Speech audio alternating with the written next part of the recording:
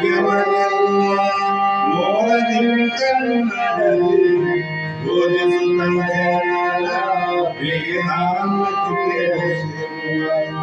ಸಾಧನೆಗಳಿಗೆ ಮಣಿಯುವೆನು ಸಾಧನೆಗಳಿಗೆ ನಿಜವನ್ನರಿಸುವ ನಿಜಮುನಿಯ ಗ್ರಂಥವು ನಿಜವಾಗಿ ಮೊಳಗಿಸುವ ಸುಜನಿಗೆ ನಿತ್ಯ ನಮಿಸುವೆನು ಸುಜನಿಗೆ ನಿತ್ಯ ನಮಿಸುವೆನು ಬಂದ ಜೀವನಿಗೆಲ್ಲ ಅದ್ವೈತ ಬೋಧನೆ ಸುತ್ತರನಾಗಿ ಜಡಿಸಿದ್ದ ಸಿದ್ಧಾರೂಢರಿಗೆ ಸಿದ್ಧಾರೂಢರಿಗೆ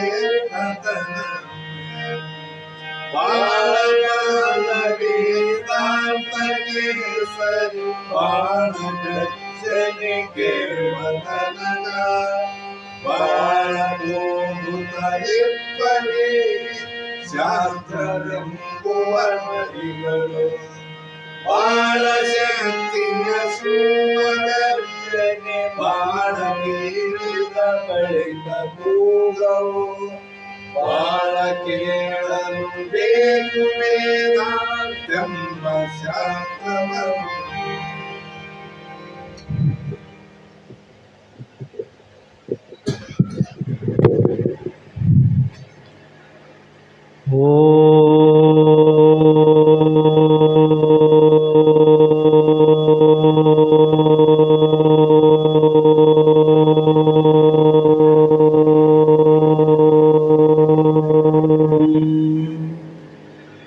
ಗುರುರ್ಬ್ರಹ್ಮ ಗುರುರ್ವಿಷ್ಣು ಗುರುದೇವೋ ಮಹೇಶ್ವರ ಗುರು ಸಾಕ್ಷಾತ್ ಪರಬ್ರಹ್ಮ ತಸ್ಮೈ ಶ್ರೀ ಗುರವೇ ನಮಃ.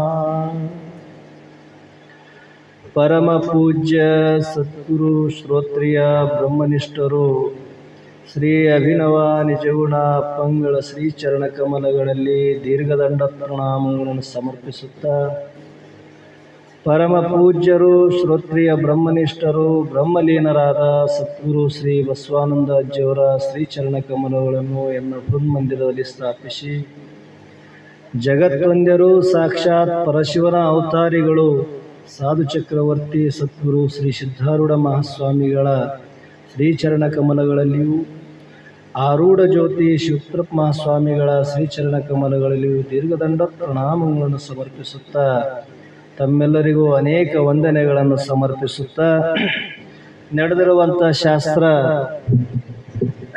ಶ್ರೀಮದ್ ಭಗವದ್ಗೀತಾ ಎನ್ನುವ ಗ್ರಂಥದ 8ನೇ ಅಧ್ಯಾಯದ ಇವತ್ತೇನಪ್ಪ ಅಂದರೆ 4ನೆಯ ನುಡಿ ಅನ್ನುವಂಥದ್ದು ಇಂದಿನ ಆಧಾರದ ವಿಷಯವಾಗಿರುವಂಥದ್ದು. ಇಂದಿನ ಒಂದು ನುಡಿಯಲ್ಲಿ ಬ್ರಹ್ಮ ಅಂದರೆ ಏನು ಅನ್ನುವಂಥ ವಿಚಾರವನ್ನು ತಿಳಿಸ್ತಾ ಬಂದು, ಈ ನುಡಿಯಲ್ಲಿ ಆ ಬ್ರಹ್ಮವು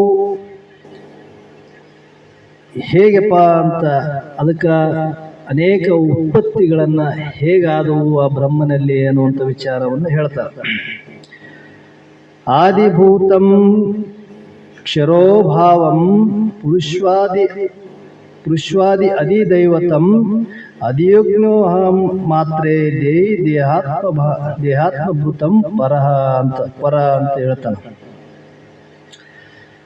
ಪಾರ್ಥ ಅಂದರೆ ಅರ್ಜುನನೇ, ಆದಿಭೂತರೆಂದರೆ ಎಂಬುದನ್ನು ನೀ ಕೇಳಿದಲ್ಲಪ್ಪ, ಅದನ್ನು ಹೇಳ್ತೀನಿ ಕೇಳು. ಆದಿಭೂತಂ ಅಂದರೆ ಕ್ಷರೋಭಾವ ಅಂದರೆ ಕ್ಷರವೆಂದರೆ ನಶಿಸುವ ಸ್ವಭಾವವುಳ್ಳದ್ದು. ನಾಮರೂಪಗಳೆಲ್ಲವೂ ಆದಿಭೂತಿಗಳೆನ್ನುತ್ತಾರೆ ಅಂತ ಹೇಳ್ತಾರೆ. ಯಾವುದು ನಾಶ ಆಗ್ತದ, ಕ್ಷರ ಅಂದ್ರೆ ನಾಶ. ಇವು ನಾಮರೂಪಗಳು ನಾಶ ಆಗ್ತವಲ್ಲ, ಜಗತ್ತಿನಲ್ಲಿ ನಾಶ ಆಗೋದೇನದ ಒಂದು ನಾಮ, ಒಂದು ರೂಪ.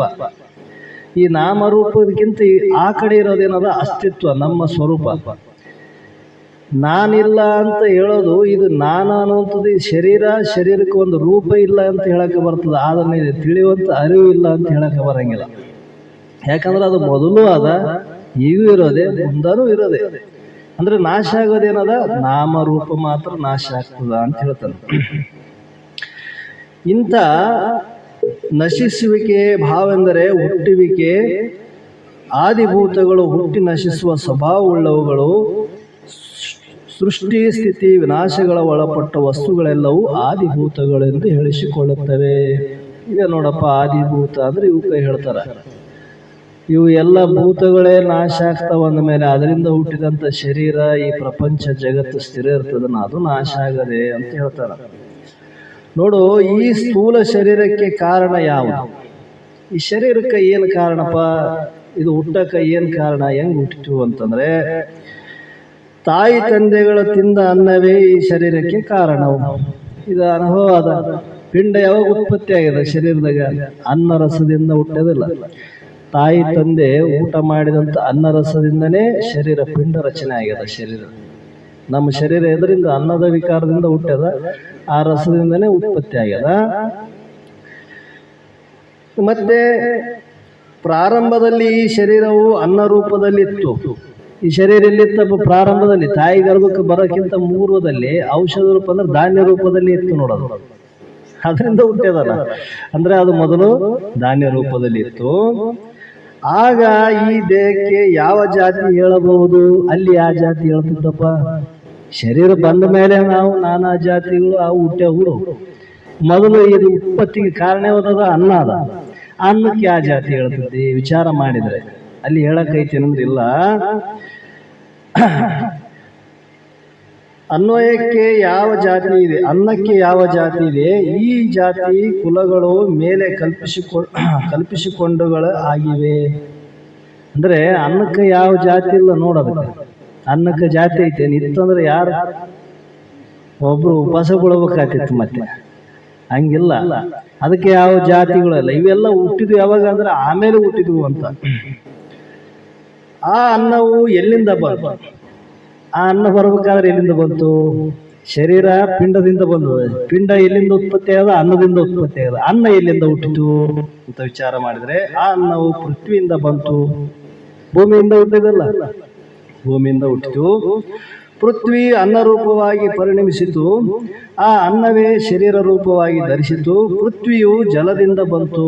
ಭೂಮಿ ಅದರಿಂದ ಹುಟ್ಟಿದ? ನೀರಿನಿಂದ ಹುಟ್ಟಿತು ನೋಡು. ಆ ಜಲವು ಅಗ್ನಿಯಿಂದ ಉತ್ಪನ್ನವಾಯಿತು. ಅಗ್ನಿ ಇದ್ದದಕ್ಕೆ ನೀರು ಹುಟ್ಟ್ಯಾವ. ಆ ಅಗ್ನಿ ರೂಪವು ಯಾಕೆಂದರೆ ಶ್ರುತಿಯು ಕೂಡ ಅಗ್ನಿರಾಪ ಅಂತ ಹೇಳಿಕೆ ಅಂತ ಬಂದದ. ಉಪನಿಷತ್ತಿನಲ್ಲಿ ಹೇಳಿಕೆ ಬಂದದ. ಅಗ್ನಿಗೆ ಕಾರಣವು ವಾಯು. ಬೆಂಕಿಯಲ್ಲಿಂದ ಹುಟ್ಟದ? ಗಾಳಿಯಿಂದ ಹುಟ್ಟದ ನೋಡು, ವಾಯು. ಹೀಗೆ ವಾಯುವಿನಿಂದ ಅಗ್ನಿ, ಅಗ್ನಿಯಿಂದ ನೀರು, ನೀರಿನಿಂದ ಭೂಮಿ, ಭೂಮಿಯಿಂದ ಅನ್ನ, ಅನ್ನದಿಂದ ಶರೀರ. ಆದ್ದರಿಂದ ಈ ಶರೀರಕ್ಕೆ ಮೂಲ ಸ್ವರೂಪವು ವಾಯು. ವಾಯುವಿಗೆ ಆಕಾಶ ಉತ್ಪತ್ತಿ ಸ್ಥಾನ ಇದ್ದರಿಂದ ಆಕಾಶವು ಶರೀರಕ್ಕೆ ಮೂಲ ಸ್ವರೂಪವಾದಂತಾಯಿತು. ಮತ್ತು ಇವೆಲ್ಲ ಪಂಚಮಹಾಭೂತಗಳಲ್ಲಿ 4 ಭೂತಗಳು ಆಕಾಶದ ಅವಕಾಶದಲ್ಲೇ ಇದಾವೆ. ಭೂಮಿ ಆಗಲಿ, ಗಾಳಿ ಆಗಲಿ, ನೀರಾಗಲಿ, ಅಗ್ನಿ ಆಗಲಿ, ಇದು ಅವಕಾಶ ಕೊಟ್ಟದಕ್ಕೆ ಇದಾವೆಲ್ಲ ಇವು. ಮತ್ತೆ ಅಂದ್ರೆ ಇದಕ್ಕೆ ಮೂಲ ಸ್ವರೂಪ ಏನಾಯ್ತು? ಈ ಶರೀರಕ್ಕೆ ಆಕಾಶ ಆಯ್ತು. ಮತ್ತೆ ಅಲ್ಲಿ ಹೇಳ್ತಾನ, ಈ ಆಕಾಶಕ್ಕೆ ಕಾರಣ ಯಾವುದಪ್ಪ? ಈ ಪಂಚಮಹಾಭೂತಗಳಿಗೆ ಆಕಾಶ ಕಾರಣ ಆಯ್ತು. 4 ಭೂತಗಳಿಗೆ ಆಕಾಶ ಅದರಿಂದ ಹುಟ್ಟ್ಯದ ಅಂತ ಕೇಳಿದ್ರೆ ನಮಗೆ ತಿಳಿಯೋದು, ಅಲಿತಾನ ಬಹಳ ಮಂದಿ ತಿಳಿದವ್ರು ಐದಾರ. ಅದ್ರ ಮೇಲೆ ತಿಳಿದವ್ರು ಯಾರಿದಾರ? ಯಾರಿಗೆ ಶಾಸ್ತ್ರಜ್ಞಾನ ಅದ ಅವರಷ್ಟೇ ತಿಳಿತಾರೆ, ಹೊರತು ಉಳಿದವರಿಗೆ ಇದು ತಿಳಿಯೋ ಮಾತೂ ಅಲ್ಲ. ಯಾಕಂದರೆ ಆಕಾಶ ಅದು ಬುದ್ಧಿಗೆ ಗೋಚರವಲ್ಲ. ಬುದ್ಧಿಗೆ ಕಾಣ್ತದೇನೋ, ಬುದ್ಧಿಯಿಂದ ತಿಳಿಯಕ್ಕೆ ಬರ್ತದೇನಂದ್ರೆ ಇಲ್ಲ. ಅದನ್ನು ಮಾಯೆ ಎನ್ನುತ್ತೇವೆ. ಮಾಯೆಯಿಂದ ಆಕಾಶ ಉಂಟಾಯಿತು. ಈ ಸಮಸ್ತ ಪಂಚಮಹಾಭೂತಗಳಿಂದ ಮಾಯೆ ಕಾರಣ ಆಯ್ತು ನೋಡು. ಅದರಿಂದ ಈ ಶರೀರಕ್ಕೆ ಮೂಲ ಸ್ವರೂಪವು ಮಾಯೆಯಿಂದ ಆಯ್ತು. ಶರೀರ ಹುಟ್ಟೋದಕ್ಕೆ ಮಾಯೆ ಕಾರಣ ಆಯ್ತಲ್ಲಪ್ಪ. ಮಾಯೆಗೆ ಪರಮಾತ್ಮನ ಆಧಾರ. ಮಾಯೆ ಎದರಿಂದ ಹುಟ್ಟಿದಪ್ಪ? ಮಾಯೆಗೆ ಒಂದು ಸ್ಥಾನ ಬೇಕಲ್ಲ, ಮತ್ತೆ ಅದು ಹುಟ್ಟ್ಯದ ಅಂದ ಮೇಲೆ ಅದರಿಂದ ಯೂಸ್ ಮಕ್ಕಳು ಹುಟ್ಟ್ಯವ ಅಂದ ಮೇಲೆ ಅದು ಯಾರ ಆಧಾರದ ಮೇಲೆ ನಿಂತ್ಕೊಂಡದ ಅಂತ ಕೇಳಿದರೆ ಆ ಮಾಯೆಗೆ ಪರಮಾತ್ಮನೇ ಆಧಾರ. ಅದರಿಂದ ನಮ್ಮೆಲ್ಲರ ಶರೀರಗಳು ಮೊದಲಿನಿಂದಲೂ ಪರಮಾತ್ಮನೇ ಕಾರಣ. ಕಾರ್ಯದಲ್ಲಿ ಕಾರಣಕ್ಕಿಂತ ಅನ್ಯ ವಸ್ತು ಇಲ್ಲವೆಂದು ಒಂದು ನಿಯಮ. ಯಾವುದೇ ಒಂದು ಕಾರ್ಯ ನಡೆದಂದ ಮೇಲೆ ಅದಕ್ಕೆ ಕಾರಣವಾದಂಥ ವಸ್ತು ಇದ್ದೇ ಇರ್ತದೆ. ಅದರಂಗ ಈ ಕಾರ್ಯರೂಪ ಈ ಜಗತ್ತೇನು ತೋರ್ತದ ಅದಕ್ಕೆ ಪರಮಾತ್ಮನೇ ಕಾರಣ ಅಂತ ನೀ ತಿಳ್ಕೊ ಅಂತ ಹೇಳ್ತಾರ. ಅಂದ್ರೆ ಅವನ ಆಧಾರದಿಂದ ಇವು ಯಾವ ನಡೆಯಂಗಿಲ್ಲ, ರಚನೆ ಇಲ್ಲ ಇಲ್ಲಿ ಸೃಷ್ಟಿ. ಆದ್ರೆ ಇಲ್ಲಿ ಒಂದು ಮೊದಲೇ ಹೇಳ್ಯಾರ ಅವರು, ನಾಮರೂಪಗಳು ಮಿಥ್ಯವೆಂದು ತಿಳಿಬೇಕು, ಅವು ನಾಶ ಆಗ್ತಾವ. ಆದ್ರ ಆಧಾರವಾದಂಥ ವಸ್ತು ಪರಮಾತ್ಮನೇದನ, ಅವನು ಅವಿನಾಶಿ ಇದನ. ಇವೆಲ್ಲ ಹುಟ್ಟ್ಯಾವ, ಒಂದ್ ದಿವಸ ನಾಶ ಆಗ್ತಾವ. ಯಾಕಂದ್ರೆ ಮಾಯನೇ ಹುಟ್ಟಿದ್ದೆ, ಮಾಯನೇ ಹುಟ್ಟಿದಂದ್ಮೇಲೆ ಅದರಿಂದ ಹುಟ್ಟಿದಂಥ ಪಂಚಮಹಾಭೂತಗಳು ಅವು ಸ್ಥಿರ ಇರ್ತವೆ, ಅವು ನಾಶ ಆಗವೆ. ಹೀಗೆ ಒಂದು ನಿಯಮ. ಈ ವಿಚಾರಿಸುತ್ತಾ ಹೋದರೆ ಆದಿಭೂತವೆಂದು ಹೇಳಲ್ಪಡುವವು ಶರೀರಗಳು ಪರಮಾತ್ಮನ ಸ್ವರೂಪಗಳೇ. ಬ್ರಹ್ಮವೆಂದರೆ ಆಧ್ಯಾತ್ಮವೆಂದರು, ಕರ್ಮವೆಂದರು, ಆದಿಭೂತವೆಂದರೂ ಒಂದೇ. ಒಂದು ಅಖಂಡ ಪರಮಾತ್ಮ ಸ್ವರೂಪವೇ ಆಗಿದೆ. ಆ ಅಖಂಡ ಭಾವವನ್ನು ಹೊಂದಿದವನು ಜನ್ಮ ಮರಣದಿಂದ ಮುಕ್ತಿಯನ್ನು ಹೊಂದಿ ಭಗವತ್ ಪದವಿಯನ್ನು ಪಡೆಯುತ್ತಾನೆ. ಯಾರು ಪಡಿತಾರ? ಅಖಂಡ ರೂಪವಾದ ಪರಮಾತ್ಮನನ್ನು ಹೊಂದಿದವನು, ಅಂದರೆ ಅದನ್ನು ತಿಳಿದವನು, ಆ ತಿಳುವಳಿಕೆಯನ್ನು ತಂದುಕೊಂಡವನು. ಅವನು ಮಾತ್ರ ಈ ಜನ್ಮ ಮರಣ ರೂಪವಾದ ಸಂಸಾರದಿಂದ ಬಿಡುಗಡೆಯನ್ನು ಹೊಂದುತ್ತಾನೆ. ಅದರಲ್ಲಿ ಸಂಶಯ ಇಲ್ಲ ಅಂದರು. ಯಾಕಂದ್ರೆ ಅವನಿಗೆ ಗೊತ್ತದ ಇವೆಲ್ಲವೂ ಪರಮಾತ್ಮನ ಆಧಾರದಲ್ಲಿ ತೋರ್ಯವ, ಪರಮಾತ್ಮನೇ ಆಶ್ರಯ ಇದನ್ನ, ಇವೆಲ್ಲವೂ ನಾಶ ಆಗ್ತವ. ಆ ಪರಮಾತ್ಮ ಸ್ವರೂಪ ಏನದ ಅದು ಅವಿನಾಶ ಅದ. ಅಂತ ಸ್ವರೂಪವೇ ನಾನೇ ಇದ್ದೇನೆ ಅಂತ ಅನುಭವ ಅವನಿಗಾಗಿರ್ತದೆ. ಅದಕ್ಕಾಗಿ ಕಿರೀಟಿ ಆದಿದೈವವೆಂದೆಂದು ಕೇಳಿದ್ವೆಲ್ಲ ಕೇಳು. ಪುರುಷ ಪಶ್ವಾದಿ ದೈವತಂ ಹಿರಣ್ಯಗರ್ಭ್ಯಂ ಪುರುಷನೋ ಆದಿದೈವವು. ಆದಿತ್ಯ ಮಂಡಲದಲ್ಲಿ ಅದಕ್ಕೊಬ್ಬ ಅಭಿಮಾನ ದೇವತೆಯನೆಂದು, ಆತನು ಸರ್ವದೇವಮಯನೆಂದು, ಆತನ ಶಕ್ತಿ ವಿಶೇಷಗಳ ಸರ್ವದೇವತೆಗಳೆಂದು ವೈದಿಕರು ನಂಬಿಕೆ. ಪುರುಷನೇ ಆದಿದೈವವು. ವೃಷ್ಟಿ ಸಮಷ್ಟಿ ಪುರಗಳೆಲ್ಲವನು ಪೂರ್ಣನಾಗಿರುವನು.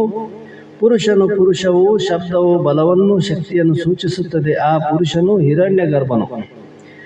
ದೇವತೆಗಳಿಂದ ಚಾಲಕ ಶಕ್ತಿಗಳು ಅವರ ಭಗವಂತನಿಗೆ ಮುಖ್ಯ ನೌಕರರಂತೆ. ನಮ್ಮ ಕಣ್ಣಿಗೆ ಸೂರ್ಯನು ಅಧಿದೇವತೆ. ಆ ಸೂರ್ಯನೇ ಹಿರಣ್ಯ ಗರ್ಭನು ಪುರುಷನಿಗೆ ಒಂದು ಇಂದ್ರಿಯ ಮಾತ್ರ. ಸೂರ್ಯನಲ್ಲಿರುವ ಶಕ್ತಿಯು ಸೂರ್ಯನ ಸ್ವತಃ ಶಕ್ತಿಯಲ್ಲ, ಹಿರಣ್ಯ ಗರ್ಭನ ಶಕ್ತಿಯಿಂದ ಸೂರ್ಯನು ಪ್ರಕಾಶಿಸುತ್ತಿದ್ದಾನೆ ಮೂಲ ಸೃಷ್ಟಿಗೆ ಒಳಗಾಗ. ಹೀಗೆ ಮೂಲಕವೇ ಸಾಧಕನು. ಇಂದ್ರಿಯಗಳ ದೇವತಾಮಯನಾದ ಹಿರಣ್ಯಗರ್ಭನು ಮೂಲಕವೇ ಸಾಧಕನು ಪರಮಗತಿಯನ್ನು ಹೊಂದಬೇಕಾಗುತ್ತದೆ. ಅದರಿಂದ ಈ ಅಧಿದೈವತನು ಪುರುಷನೆಂದು, ಹಿರಣ್ಯಗರ್ಭನು ಸಹಿತ ಪರಮಾತ್ಮನಿಂದ ಭಿನ್ನನಲ್ಲ, ಪರಬ್ರಹ್ಮವೇ ಸ್ಥೂಲ ಸೂಕ್ಷ್ಮವಾದಿಗಳಿಂದ ಕೂಡಿ ಹಿರಣ್ಯಗರ್ಭನೆಂದೆನಿಸಿಕೊಂಡಿರುವನು. ಆ ವಿರಾಟ ರೂಪ ಅಂತ ಬರ್ತಾವ, ನಮ್ಮ ನಿಜಗುಂಡ ಸಾಹಿತ್ಯದಲ್ಲಿ ಬಂದವ. ಅನೇಕ ಈ ಅರಿವಿನ ಸ್ವರೂಪ ಹೇಳೋ ಸಂದರ್ಭದೊಳಗೆ ಹೇಳ್ಯಾರ ಅವರು, ಹಿರಣ್ಯಗರ್ಭ ವಿರಾಟ ರೂಪ ಅಂತ. ಇವೆಲ್ಲವೂ ಒಂದೊಂದು ಏನಪ್ಪಾ ಅಂದ್ರೆ ಅಂಶದಿಂದ ಬೆಳಗುವಂಥವು. ಇವೆಲ್ಲದರ ಆಧಾರಭೂತವಾದಂಥದ್ದು ಏನದ, ಅದು ಪರಬ್ರಹ್ಮ ಐತಿ ಅಂತ ಹೇಳ್ತಾರೆ. ಆ ಪರಬ್ರಹ್ಮನ ಆಧಾರದಲ್ಲಿ ಇವೆಲ್ಲವೂ ತನ್ನ ಕ್ರಿಯೆ ಮಾಡ್ತಾವ. ಆದ್ರೆ ಉಪಾಧಿ ಭೇದದಿಂದ ಹೆಚ್ಚು ಕಡಿಮೆ ತೋರ್ತಾವ. ಒಬ್ಬನ ಸೇವಕ ಆತನ, ಇನ್ನೊಬ್ಬನ ಪೂಜಕ್ಕೆ ಆತನ. ಆದ್ರೆ ಅವರು ಉಪಾಧಿ ಭೇದದಿಂದನೇ ಹೊರತು ಆತ್ಮ ಚೈತನ್ಯ ಭೇದದಿಂದ ಅದರಲ್ಲಿ ಯಾವ ಭೇದ ಇಲ್ಲ. ಹೀಗೆ ಹೇಳಿ ದೇಹದಾರಿಗಳಲ್ಲಿ ಶ್ರೇಷ್ಠವಾದ ಓ ಅರ್ಜುನನೇ, ಇಲ್ಲಿ ದೇಹದಲ್ಲಿ ಆದಿಯಜ್ಞನು ನಾನೇ ಆಗಿದ್ದೇನೆ. ಆದಿಯಜ್ಞ ಎಂದರೆ ಯಾರೆಂದು ನೀ ಕೇಳುವೆ. ನಾನು ಮಾಡುವ ಸಮಸ್ತ ಕರ್ಮಗಳನ್ನು ಅನುಭವಿಸುವ ಮಹಾಭೋಕ್ತನಾರು. ಅತಿಥಿಗೆ ಒಂದು ಹಿಡಿ ಅನ್ನ ನೀಡಿದ್ದೀಯೇ, ನಾಯಿಗೆ ಒಂದು ರೊಟ್ಟು ಚೂರನ್ನು ಹಾಕಿದೆಯೇ, ಅದನ್ನು ಅರಗಿಸಿ ಸಂತೃಪ್ತಿ ಹೊಂದುವವರು ಯಾರು? ತಿಂದು ತೃಪ್ತಿಯನ್ನು ಹೊಂದುವುದು ಶರೀರವೇನೋ? ನಾನು ಒಂದು ದಿವಸ ನಿಮ್ಮ ಮನೆಗೆ ಭಿಕ್ಷೆ ಬಂದು ಪಂಕ್ತಿಯಲ್ಲಿ ಎಲ್ಲರೂ ಕುಳಿತಿದ್ದೇವೆ. ಇನ್ನೇನು ಊಟ ಮಾಡಬೇಕಾದ ಸಮಯ. ಹಠಾತ್ತಾಗಿ ನಾನು ಸತ್ತು ಹೋದ. ಈ ಶರೀರವಿಲ್ಲ, ಇದೇ ಅದು ಊಟ ಮಾಡಬಾರದೇಕೆ? ಇಲ್ಲಿ ಶರೀರದಲ್ಲಿದ್ದುಕೊಂಡ ಆಹಾರವನ್ನು ಸ್ವೀಕರಿಸುವ ಭಕ್ತನು ಯಾರು? ಭಗವದ್ಗೀತೆಯಲ್ಲಿ ಇದಕ್ಕೊಂದು ಶ್ಲೋಕ ಹೇಳ್ತಾರ. ಏನಂದ್ರೆ, ಆ ಭಗವಂತನೇ ಅಪ್ಪಣೆ ಕೊಡಿಸಿದ್ದಾನೆ, ಚತುರ್ವಿಧ ಭೂತಗಳು ಶರೀರಗಳಲ್ಲಿ ವಾಸಿಸಿ ಚತುರ್ವಿಧವಾದ ಆಹಾರಗಳನ್ನು ಅರಗಿಸುವ ಯಜ್ಞಭೋಕ್ತನು ವೈಶ್ವಾನರ ರೂಪದಿಂದ ಪರಮಾತ್ಮನೇ ನಾನೇ ಇದ್ದೀನಿ ಅಂತ ಹೇಳ್ತಾನಲ್ಲಿ. ಈ ಶರೀರದಲ್ಲಿ ಆದ್ರೂ ನಾನೇ ಇನಿ. ನೀ ತಿಂದಂತ ಅನ್ನಗಳನ್ನ ಪದಾರ್ಥಗಳನ್ನು ಜೀರ್ಣಿಸುವ ಶಕ್ತಿ ಯಾರು ಕೊಟ್ಟಾರ? ಆ ಜಠರಾಗ್ನಿಗೆ ಕೊಡುವಂತ ಶಕ್ತಿ, ಅಗ್ನಿಗೆ ಕೊಡ್ತಕ್ಕಂಥ ಶಕ್ತಿ ಯಾರ ಶಕ್ತಿ ಅದ? ನನ್ನ ಶಕ್ತಿಯಿಂದ ಅದು ಬೆಳಗ್ತದಪ್ಪ. ಅದಕ್ಕೆ ನಾನೇ ನೀ ನೋಡು ಅಂತ ಹೇಳ್ತಾನ. ಹೀಗೆ ಅನೇಕ ದೃಷ್ಟಾಂತಗಳನ್ನು ಹೇಳ್ತಾ ಬಂದು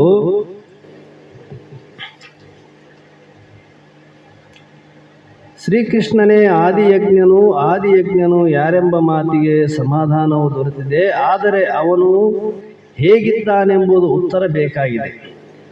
ಆದಿಯಜ್ಞ ಅಂದ್ರೆ ದೇಹದಲ್ಲಿ ಇದ್ದಾನೆಂದು ಶ್ಲೋಕದಲ್ಲಿ ಹೇಳಿದೆಯೇ.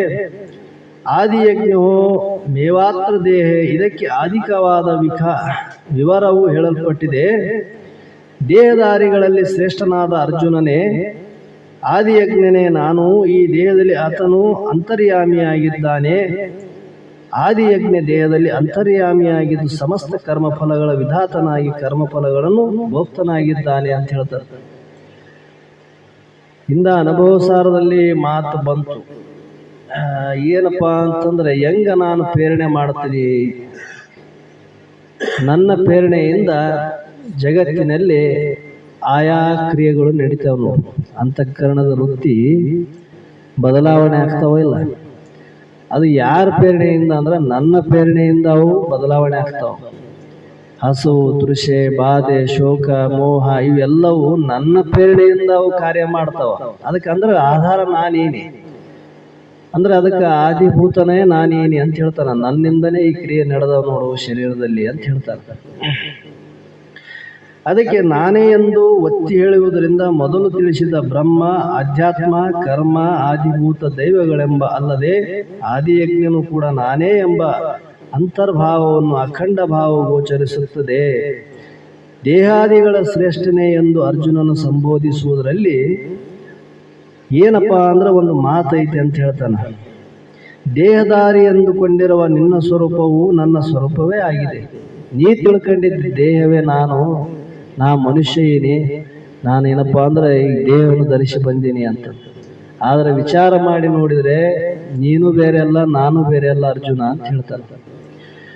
ಆದರೆ ಈ ಅಜ್ಞಾನವನ್ನು ಹೊಂದುವುದು ದೇಹವನ್ನು ಧರಿಸಿದಕ್ಕೆ ಫಲ ಅಷ್ಟೇ ಹೊರತು ಧನವನ್ನು ಸಂಪಾದಿಸುವಿಕೆ, ಯುದ್ಧ ಮಾಡುವಿಕೆ, ಯಶಸ್ಸು, ಕೀರ್ತಿಗಳು ಗಳಿಸುವುದರಿಂದ ದೇಹಧಾರಿಗಳಲ್ಲಿ ಶ್ರೇಷ್ಠನಾಗಲಾರ. ನೋಡು, ಇಲ್ಲಿ ಎದಕ್ಕೆ ಶ್ರೇಷ್ಠತೆ ಬಂದದ ನಿನಗ ಅಂದ್ರೆ, ನೀನು ಬಹಳ ದೊಡ್ಡ ಯೋಧ ಇದ್ದೆ ಅಂತ ನಿನಗೆ ಶ್ರೇಷ್ಠತೆ ಇಲ್ಲ. ನೀ ಬಹಳ ಏನಪ್ಪಾ ಅಂದ್ರೆ ವಿದ್ಯೆ ಕಲ್ತಂತ ಅದಕ್ಕೆ ನಿನಗೆ ಶ್ರೇಷ್ಠತೆ ಇಲ್ಲ. ಇಂಥ ದೇಹವನ್ನು ಧರಿಸಿ ನಿನ್ನನ್ನು ನೀ ತಿಳಿಯಕ್ಕೆ ಪ್ರಯತ್ನ ಮಾಡಕತ್ತಿದ್ದ, ಅದಕ್ಕೆ ನೀ ಶ್ರೇಷ್ಠ ಇದ್ದಿ. ಅದು ಬಿಟ್ಟು ದೇಹವನ್ನು ಧರಿಸೋದಕ್ಕೆ ಮತ್ತು ಧನವನ್ನು ಸಂಪಾದನೆ ಮಾಡಿದವರು ದೊಡ್ಡವರು ಅಂತ ತಿಳ್ಕೋಬೇಡ. ಇವರು ಯಾರು ದೊಡ್ಡವರಲ್ಲ. ಈ ಯಶಸ್ಸು ಕೀರ್ತಿಗಳನ್ನು ದೊಳಸುವರು ಅವರು ದೊಡ್ಡವರಲ್ಲ. ದೇಹಧಾರಿಗಳಲ್ಲಿ ಶ್ರೇಷ್ಠನಾಗಲಾರವು ಈ ಸಂಬೋಧನೆಯಲ್ಲಿ ವ್ಯಕ್ತವಾಗುತ್ತದೆ. ಅಂದ್ರೆ ಅರ್ಜುನನು ಕೇಳಿದ 7 ಪ್ರಶ್ನೆಗಳಲ್ಲಿ ಭಗವಂತನು 6 ಪ್ರಶ್ನೆಗಳಲ್ಲಿ ಕಟೋಕ್ತವಾಗಿ ಸಮಾಧಾನವನ್ನು ಹೇಳಿಬಿಟ್ಟಿದ್ದಾನೆ. ಇನ್ನು ಈ 8ನೇ ಅಧ್ಯಾಯದಲ್ಲಿ ಮುಖ್ಯವಾದಂಥ ವಿಚಾರ ಏನು ಹೇಳ್ತಾನಪ್ಪ ಅಂದ್ರೆ, ಭಗವದ್ಗೀತೆ 8ನೇ ಅಧ್ಯಾಯ ಮುಖ್ಯವಾಗಿ ಮರಣ ವಿದ್ಯೆಯನ್ನು ಕುರಿತು ಬೋಧಿಸುತ್ತದೆ. ಮಾನವನಿಗೆ ಎಲ್ಲವೂ ತಿಳಿದಿದೆ, ಮನುಷ್ಯರಿಗೆಲ್ಲ ತಿಳಿದದ, ಆದರೆ ಯಾವ ವಿಧದಲ್ಲಿಯೂ ಸಾಯಬೇಕು ತಿಳಿಯದು. ಮನುಷ್ಯನಾಗಿ ಹುಟ್ಟಿ ನಾಯಿ ನರಿಗಳಂತೆ ಸಾಯುತ್ತಿದ್ದಾನೆ. ಮಾನವ ಯೋಗ್ಯವಾದ ಮರಣವನ್ನು ಅವನು ಹೊಂದುವುದಿಲ್ಲ. ಹೇಗೆ ಸಾಯಬೇಕೆಂಬುದನ್ನು ಕಲಿಯಬೇಕು. ಹುಟ್ಟಿದವನಿಗೆ ಅವನ ಪ್ರಾರಬ್ಧವೇ ಅವನ ದೇಹವನ್ನು ಪೋಷಿಸುತ್ತದೆ. ಯಾರೇ ಇರಲಿ ಜಗತ್ತಿನಲ್ಲಿ, ಅವ್ರು ನಮ್ಮನ್ನು ನೋಡ್ತಾರೆ, ಇವ್ರು ನಮ್ಮನ್ನು ನೋಡ್ತಾರೆ, ಯಾರನ್ನೂ ನೋಡಕ್ಕಾಗಿಲ್ಲ. ನಮ್ಮ ಪ್ರಾರಬ್ಧನೇ ನಮ್ಮನ್ನು ಪೋಷಣೆ ಮಾಡ್ತದ. ಎಲ್ಲಿ ಉಣಿಸ್ಬೇಕು ಅಲ್ಲಿ ಉಣಿಸ್ತದ, ಎಲ್ಲಿ ಉಪವಾಸ ಕೆಡಬೇಕು ಅಲ್ಲಿ ಉಪವಾಸ ಕೆಡುತ್ತದ. ಜಗತ್ತಿನಾಗ ಬಾಳ ಇದ್ದೋರೇ ಆರಾಮಿರ್ತಾರಂತಲ್ಲ, ಎಷ್ಟೋ ಮಂದಿ ಇದ್ದೋರು ಉಪವಾಸ ಬಿಡ್ತಾರ ಜಗತ್ತಿನಾಗ. ಅವ್ರೇನು ಗಳಿಸಿಲ್ಲೇನು, ಸಾಕಾಗಷ್ಟು ಕೋಟಿಗಟ್ಟಲೆ ಗಳಿಸ್ಯಾರ, ಇಲ್ಲ ಅಂತಿಲ್ಲ. ಆದ್ರೆ ಅವರಿಗೆ ಅನ್ನ ನೀರು ಸಿಗುವಲ್ದು. ಇವತ್ತು ಅನಾಥ ಆಶ್ರಮದಲ್ಲಿ ಬಿದ್ದಾರ. ಯಾಕೆ ಬಂತಪ್ಪ ಈ ಪರಿಸ್ಥಿತಿ? ಮತ್ತೆ ಗಳಿಸಿದವ್ರು ಸುಖವಾಗಿರ್ಬೇಕಾಗಿತ್ತಲ್ಲ, ಹಂಗಿಲ್ಲ. ಅದು ಪ್ರಾರಬ್ಧದಲ್ಲಿ ಐತಿ. ಅದು ನೀ ಎಷ್ಟು ಉಣಬೇಕು, ಎಷ್ಟು ಉಣಬಾರ್ದು, ನೀನು ಏನು ಭೋಗಿಸ್ಬೇಕು, ಏನು ಭೋಗಿಸಬಾರ್ದು, ಯಾರು ಪೋಷಣೆ ಮಾಡ್ತದ? ಪ್ರಾರಬ್ಧವೇ ಪೋಷಣೆ ಮಾಡ್ತದಂತ. ಅದಕ್ಕೆ ಮುಮುಕ್ಷು ಬಹಳ ಪ್ರಾರಬ್ಧ ಮೇಲೆ ಒತ್ತಡ ಏರಿ ಹೋಗ್ತಾನ. ಈ ಜ್ಞಾನ ಮಾರ್ಗದಲ್ಲಿ ಹೋಗ್ಬೇಕಾದ್ರೆ ಅದು ಒಂದೇ ಗಟ್ಟಿ ಧೈರ್ಯ ಇರಬೇಕು. ಎಂಥ ಸಂದರ್ಭ ಬಂದ್ರೂ ನನ್ನ ಪ್ರಾರಬ್ಧ ನನ್ನ ನೋಡ್ತದ ಅಂತ ತಿಳ್ಕೊಂಡು ನಿಶ್ಚಿಂತೆಯಿಂದ ಹೋದಂದ್ರೆ ಗುರು ವಾಕ್ಯವನ್ನು ಕೇಳಿ ಅವನು ಧನ್ಯನಾಗ್ತಾನೆ. ಅದು ಬಿಟ್ರೆ ಬೇರೆ ಮಾರ್ಗನೇ ಇಲ್ಲ ಈ ಜಗತ್ತಿನಲ್ಲಿ. ಅದು ಬಿಟ್ರೆ ಬೇರೆ ಮಾರ್ಗನೇ ಇಲ್ಲ. ಯಾರು ಸಹಾಯ ಮಾಡ್ತಾರೆ ಇಲ್ಲಿ? ಯಾರಿಗೆ ಯಾರು ಸಹಾಯ ಮಾಡೋರಿಲ್ಲ. ಸುಮ್ಮನೆ ನಮ್ಮದೊಂದು ಭ್ರಮ ಅಷ್ಟೇ. ಅವ್ರು ನೋಡ್ತಾರೆ, ಇವ್ರು ನೋಡ್ತಾರೆ. ಇನ್ನು ಕರ್ತವ್ಯ ಧರ್ಮಗಳನ್ನು ನೀ ಮಾಡು, ಆದ್ರೆ ನಿನ್ನ ಪೋಷಣೆ ಮಾಡೋದು ಮಾತ್ರ ಅದು ಪ್ರಾರಬ್ಧವೇ ಅಂತ ಇಲ್ಲಿ ನಿಶ್ಚಯ ಮಾಡು ಅಂತ ಹೇಳ್ತಾನೆ. ಹೀಗೆ ಆದರೆ ಮಾನವನು ಪ್ರಯತ್ನ ಮಾಡಿ ಚಿನ್ನದಂತಹ ಮರಣವನ್ನು ತಾನು ಸಂಪಾದಿಸಬೇಕು. ಎಂಥದ್ದು? ಹುಟ್ಟಿದ ಮೇಲೆ ಸತ್ತಿರಬೇಕು. ಸತ್ತರೂ ಮರಣ ಅದು ವಿಶೇಷತೆ ಇರಬೇಕು ಅಂತ ಹೇಳ್ತಾನದ. ಸಾರ್ಥಕ ಅಂತೀವಲ್ಲ ನಾವು, ಅನ್ನಂಗಿಲ್ಲನೇ ಹುಟ್ಟಿ ಸಾರ್ಥಕ ಆಯ್ತಪ್ಪ, ಹುಟ್ಟಿಯನ್ನು ಸಾರ್ಥಕ ಆಯ್ತಿತ್ತು ಬದುಕು ಅಂತ. ಹಂಗ ಇವು ದನ ಕರ ಸತ್ತಂಗ ಸಾಯೋದಲ್ಲ ಅಂತ ಹೇಳ್ತಾನ. ಯಾಕೆಂದರೆ ಪಶು ಪಕ್ಷಿಗಳಂತೆ ಮತ್ತೆ ಮತ್ತೆ ನಾಚಿಕೆ ಇಲ್ಲದೆ ಹುಟ್ಟು ಹುಟ್ಟು ಸಾಯುತ್ತಾ ಇರುವ ದುರ್ಗತಿ ದುರಾವಸ್ಥೆ ಮಾನವನಿಗೆ ಶುಭಕರವಲ್ಲ. ಇದು ಮನುಷ್ಯನಿಗೆ ಶುಭ ಅಲ್ಲ. ಅವು ಮಾಡಿದ ಕರ್ಮ ಫಲದಿಂದ ಅನೇಕ ಹಿಂದಿನಿಂದ ಬಂದವು. ಅದರಲ್ಲಿ ಶ್ರೇಷ್ಠ ಜನ್ಮ ಮನುಷ್ಯ ಜನ್ಮಕ್ಕೆ ಬಂದೀವಿ ನಾವು. ಮತ್ತೆ ಇಂತಹ ಶ್ರೇಷ್ಠ ಜನ್ಮಕ್ಕೆ ಬಂದ ಮೇಲೆ ಶ್ರೇಷ್ಠವಾದದ್ದನ್ನೇ ನಾವು ಪ್ರಯತ್ನ ಮಾಡಬೇಕೆ ಹೊರತು ಮತ್ತೆ ಹಿಂದಕ್ಕೆ ಹೋಗೋ ಕೆಲಸ ಮಾಡಿದ್ವು ಅಂದ್ರೆ ಔಟ್ರಿಗಿಂತ ಸುಮಾರು ಆದಿವಲ್ಲ. ಅಂದ್ರೆ ಪುನಃ ಜನ್ಮಕ್ಕೆ ಹೋಗಲಾರ್ದಂಗೆ ಆದ್ರೂ ನೀವು ಸಾಧನ ಮಾಡಿರಬೇಕು ಅಂತ ಹೇಳ್ತಾರೆ. ಅಂಥದ್ದಾದ್ರೆ ಪ್ರಯತ್ನ ಮಾಡಬೇಕು. ಯಾಕೆಂದರೆ ಮರಣವು ಕಟ್ಟ ಕಡೆಯ ಮರಣವಾಗಬೇಕು. ಮನುಷ್ಯನಿಗೆ ಹುಟ್ಟುವಾಗ ಅಳುತ್ತಾ ಹುಟ್ಟಿದೆ, ಆದರೆ ಸಾಯುವಾಗ ಅಳುತ್ತಾ ಸಾಯಬಾರದು. ಹುಟ್ಟಕಲ್ಕ ಅತ್ಗಂತ ಹುಟ್ಟಿವಿ, ಸಾಯಕಾಲಕ್ಕೂ ಅತ್ಗಂತ ಸಾಯದೆ. ಅದಕ್ಕೆ ಅವರು ಕವಿಯರು ಹೇಳ್ತಾರ, ಅವರು जब तुम जग में आए जग में जब तुम जग में आए रोते जग तुम पे हंसे जब तुम जग छोड़े जग तुम पे रोए ಅಂತ. ಎಷ್ಟು ವಿಚಿತ್ರದ ಈ ಜನ ನೋಡು. ಇದನ್ನು ನೋಡಿ ಆದ್ರೆ ಕಲಿ ಅಂದ್ರು ಅವರು.